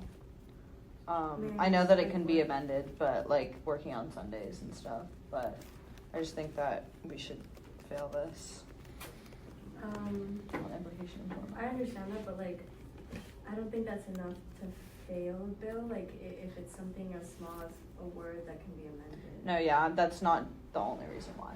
Oh, can I ask what the other reason is? Yeah, just like, I think that since the bill's already posted, and also since we talked about the Senate secretaries having so much work, and that's something that your side likes to bring up a lot as well, and we've already discussed that. So. Another debate? Okay, 2 minutes of final privilege. Arturo, whenever you're ready. Sure. So, Elizabeth, regarding your concerns about the Senate secretaries having too much workload, I submitted another bill called the Transparency Transformation Act in regards to the INC committee. They could have an input on this. I'm open to amending this on the floor, preparing an amendment to be heard that would have this duty be given to the INC committee. Additionally, I'm not opposed to editing it right now to have this, to have the watermark be added by the senators themselves, so that there's virtually no workload on the Senate secretaries. Senator Prieto, regarding your concern about Sundays, I don't believe that that's enough to fail this bill. Respectfully, this can just be changed to Saturday or Friday or any other day of the week. I can consult with the Senate secretaries to see when they would be most available, and that can simply be made on the floor as a friendly amendment. Finally, I really think that this majorly improves how bills are seen by our constituents, and I would really love to see this pass. I yield the rest of my time. Okay, thank you. We're now in line for motions. Do I hear any motions? So I motion to table SSB 2024-1178 by unanimous consent. It's been a motion, and that motion's been objected to. Okay, I remake that motion by roll call. Clerk, whenever you're ready. Brian, Yes. Fung, No. Henley, Yes. Bedzine, Yes. Inswasti, No. Prieto, Yes. Amster. Abstain. 4-2 to 1. With a vote of 4 to 1, that motion passes. This bill has been tabled. We're now in line for SSB 2024-1188, resolution advocating for funding events promoting networking and social professional development for University of Florida first-generation students, written by multiple authors. None of them here are present, so we're going to skip presentation and Q&A and move into 5 minutes of debate. I like this. I have one concern. It's the second therefore clause. It talks about the Division of Student Affairs, and that's kind of already explained in the bill, so I just think that clause is a little redundant. So in my opinion, I would be open to just striking that clause and keeping the rest of this bill. But that's like the only thing I have to say. Aside from that, I think it's a good bill. Any other debate? My only thing is that I would have liked if they had like listed some of the, because I know it says in the second, therefore let it resolve, like in collaboration with relevant departments, student organizations, and stakeholders, like if they could have listed a couple or just give an example of what organizations would be collaborating with each other, but I agree with the sentiments of the bill. Yeah. Okay.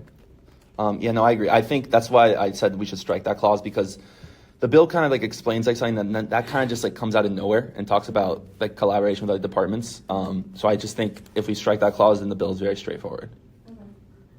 Yeah, what's up, Ronan? Once again, about the text of the bill, look, it says the Division of Student Affairs anywhere else in the text. It is called the Division of Student Life now, not Student Affairs, so that may need to be amended. Don't believe it does, actually. I think that's the only mention. Yeah, that's the only mention is in that second therefore clause. Yeah. Okay. So since there's no authors present, we're now in line for motions. Do I hear any motions? I move to amend the resolution to strike the second therefore clause by unanimous consent. There's been a motion to amend the resolution by striking the second therefore clause by unanimous consent. Are there any objections? Seeing none, that motion passes. Do I hear any other motions? It's just like a question. Oh, yeah, what's up?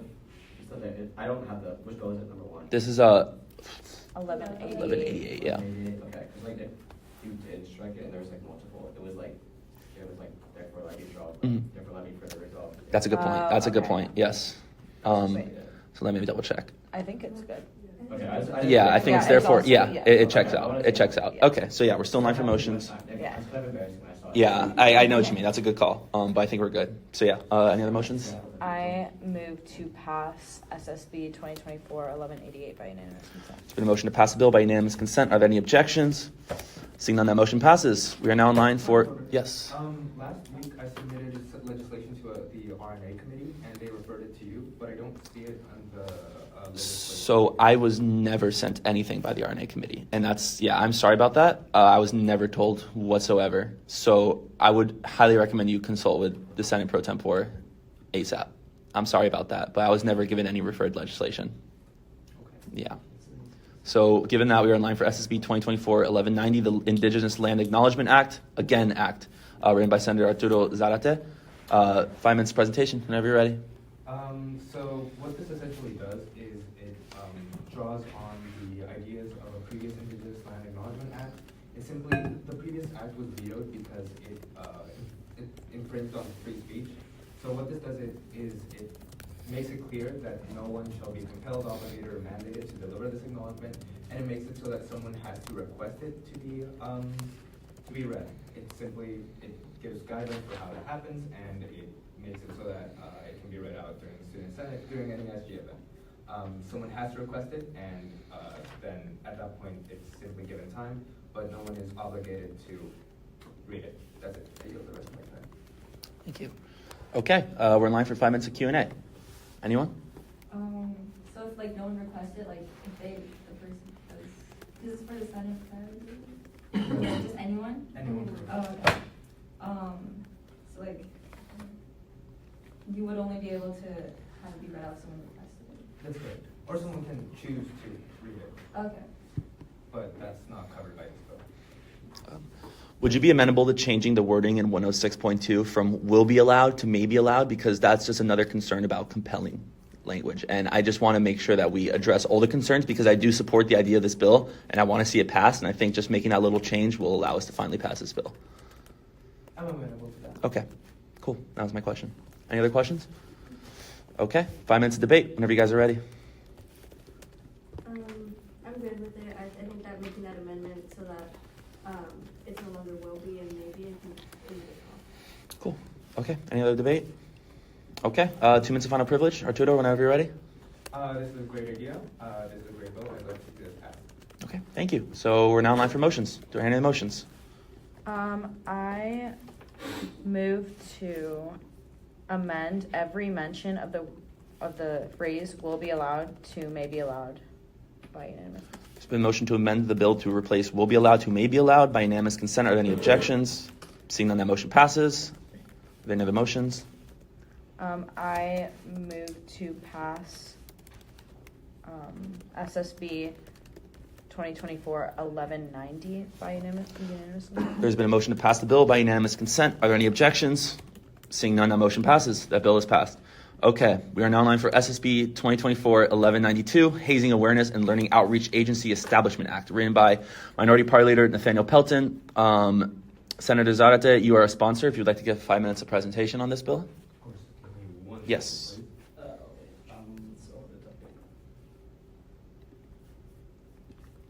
Right, so this essentially, what it makes is that it draws on previous authority from chapters 300 to implement a new agency that would allow a more comprehensive anti-hazing program to be promoted. We have a big problem with hazing at this university, and it would really help these freshmen who are especially vulnerable at that point in time to prevent hazing, to have viable ways to report viable and actionable ways to report hazing and other forms of questionable acts. And I think that this would just help absolutely everyone. That's all. Thank you. Okay, we're now live for 5 minutes of Q&A. Are you like aware that there are groups that already, like student organizations, have to go through training already? Yes, I think this simply makes a more comprehensive guidelines. Makes more comprehensive guidelines. Yeah. Is the idea that this agency would enforce trainings or give trainings, or what would their responsibilities be? The responsibilities as listed in 233.2 would be to increase the safety awareness of hazing across the University of Florida. This would be essentially tabling against hazing. This would be increasing awareness. It's an advocative body, in other words. Have you spoken with people like Chris Fernandez, IFC advisor, or any other organization that does extensive hazing outreach already? I have not spoken to these people. I believe you should ask Nathaniel Pelton. Since this is a codes change, then that conversation can be had before the second meeting. Any other questions? No. Okay, seeing none, we're now in line for 5 minutes of debate. Whenever you guys are ready. So I just think that there's already organizations that do this, and we should maybe just be working with them and not just creating an entire agency about it. Personally, I know I'm in a sorority, right? So I have to go through a course myself on hazing. So it's just I just think that there's already so much being done. Mm-hmm. Yeah. And yeah, we do. Student org leaders, I know they're already required. They're already required to go through anti-hazing training. And again, I think a resolution, for example, would be a great way. I think a resolution to encourage increased support for these other orgs that are already working really hard to do hazing outreach, such as SAI and Student Conduct and SFL, and even IFC, there's Thrive IFC. So I just think that creating a whole other agency to do something that multiple agencies are already doing is just a little unnecessary. Yeah, I don't know. I like I said, like every single person in my sorority had to do this course, and it's like extensive. Like this isn't like a short thing that takes like 5 minutes. So, yeah. I would say, I mean, I respect and I agree with a lot of everything that you guys said. Obviously, you have a perspective that we might not know, but I feel like having this agency isn't doing harm per se if hazing is an issue on this campus. Having multiple bodies working maybe together, I don't think the intent is so that they're overstepping the advocacy that other groups are doing. It's more working together with those groups to increase awareness of hazing, maybe to people, like accessible to people who maybe aren't in Greek life, but I don't think this does harm, but I understand what you're saying, that there's already groups that do something similar.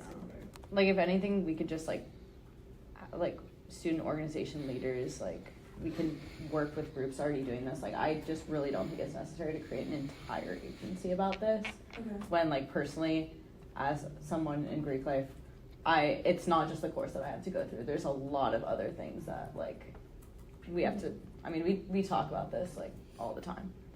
So it's just my opinion. Any other debate? Okay, seeing none, 2 minutes of final privilege, whenever you're ready. All right. Thank you, Senator Pietro, for your input. I know that you're in the sorority. I just want to ask you, and this isn't a criticism, this is a general question. Am I allowed to talk? You don't have to, but if you want Okay. to. Do you think that these bodies currently do enough to prevent hazing in your institutions?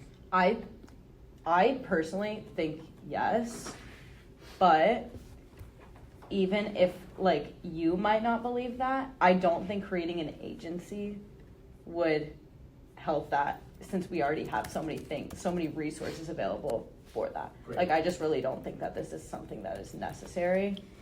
But personally, yes, I think that we don't have like a big problem with hazing. Okay, I just wanted to have that question answered. And then furthermore, I have received notice that the author of this bill would like this to be tabled. I just wanted to make that known. I would love if this would be tabled, because you can speak on this subject much better than I can. That's all. Okay. All right, so that concludes final privilege. We're now in line for motions. Do I hear any motions? I move to table SSB 2024-1192 by unanimous consent. There's been a motion to fail the bill. I'm so sorry. There's been a motion to table the bill by unanimous consent. Are there any objections? Seeing none, that motion passes. That bill has been tabled. We are now in line for SSB 2024-1194. This is funding for international student programs. Resolution to increase funding for programming activities for international students by creating new partnerships between student organizations and student government.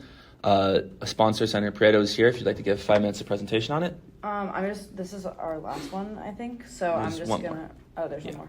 Okay, I'm just gonna go like fast. I think this is pretty straightforward. I do want to make an amendment to it, just saying from where it says increase funding to replace the word funding to support, because that's just like, yeah, it's just like overstepping. Okay, that's it. Okay, we're now in line for 5 minutes of Q&A. Whenever you guys are ready. If there's any questions. Okay, seeing none, 5 minutes of debate. Any debate? Okay, 2 minutes of final privilege. Senator Prieto, whenever you're ready. Yeah, I don't know. I waive, but we do have to make that motion Yeah. to replace the word funding. Okay. All right, thank you. So we're now in line for motions. Do I hear any motions? Yeah. Oh, okay. I move to replace the word, every instance of the word funding, to support and this bill. Yeah, by unanimous consent. There's been an amendment to replace all mentions of the word funding with support by unanimous consent. Are there any objections? Seeing none, that motion passes. Are there any motions? I move to pass Bill SSB 2024-1194 by unanimous consent. There's been a motion to pass the bill by unanimous consent. Are there any objections? Seeing none, that motion passes. We're now in line for our final bill of the day. SSB 2024-1197, resolution advocating for the expansion of the University of Florida Police Department Mental Health Correspondent Program.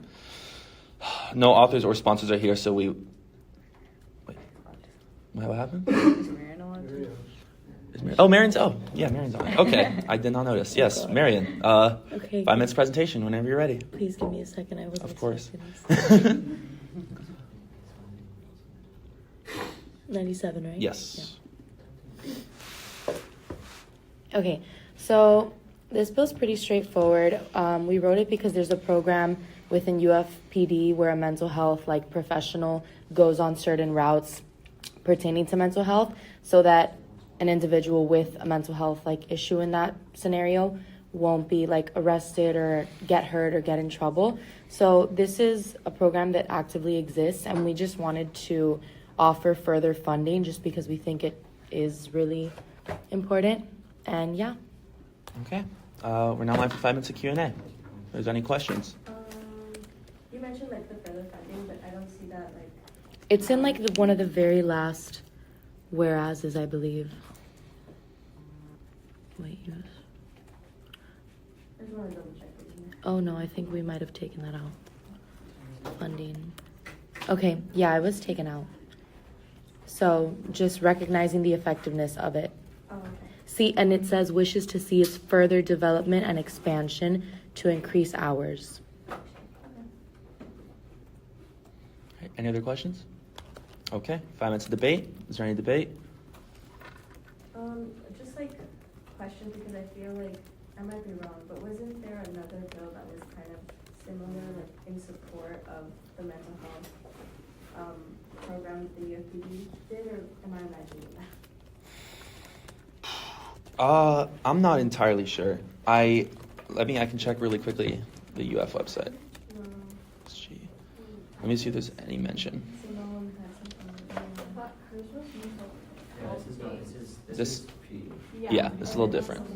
This is Okay. I just want to make sure there's Mm-hmm. nothing. Yeah. overlapping, but okay. Okay. Never mind. Any other debate? What's up? Oh, Ronan. I was just gonna say, I had been working on I guess technically on papers with Daniel's bill, but I actually wrote it just, okay. The one of 1060, I've been working on amending to address the concerns both raised by Senator Rubai last week about wanting it to be in the line of succession to the chair, and then also striking that part of the end. I just sent it, I think, to everyone on the committee. I mean, I think I know all your names, but I hope I didn't fuck up and not send it to someone. Wait, oh my god, did I not send it to you? No, I don't know. You're just the clerk. Okay, sorry. Yeah. So I think I sent it to everyone. Crazy. I mean, You're just just have, the a clerk. Just the clerk. Yeah, I got it. So hopefully you can take that bill back off the table, amend it with these. I mean, I don't know if you wanted to have Nathaniel here to do so, but I'm the actual alternate. It's just that he took up the idea. Let's put it that way. So yeah, if you so choose, you can take the bill back off the table, amend it as such, and then hopefully pass that. Because the concerns you had raised about it earlier, I hope that the amendments I suggest address that. Point of personal information. Yes. Wait. Point of personal information. Wait, so is he talking about amending it right? Are you talking about amending it right now? And then Look at my email. Are we still on 1197? We're still on 1197 technically. Let's Yeah, first. Yeah, let's let's do first. that after. Yeah. Okay. Let's finish with 1197. So we just finished. We did final privilege, right? Or No, did not you- yet. Would you like to? They were finish? in debate. Okay. Is there any more debate or no? Okay.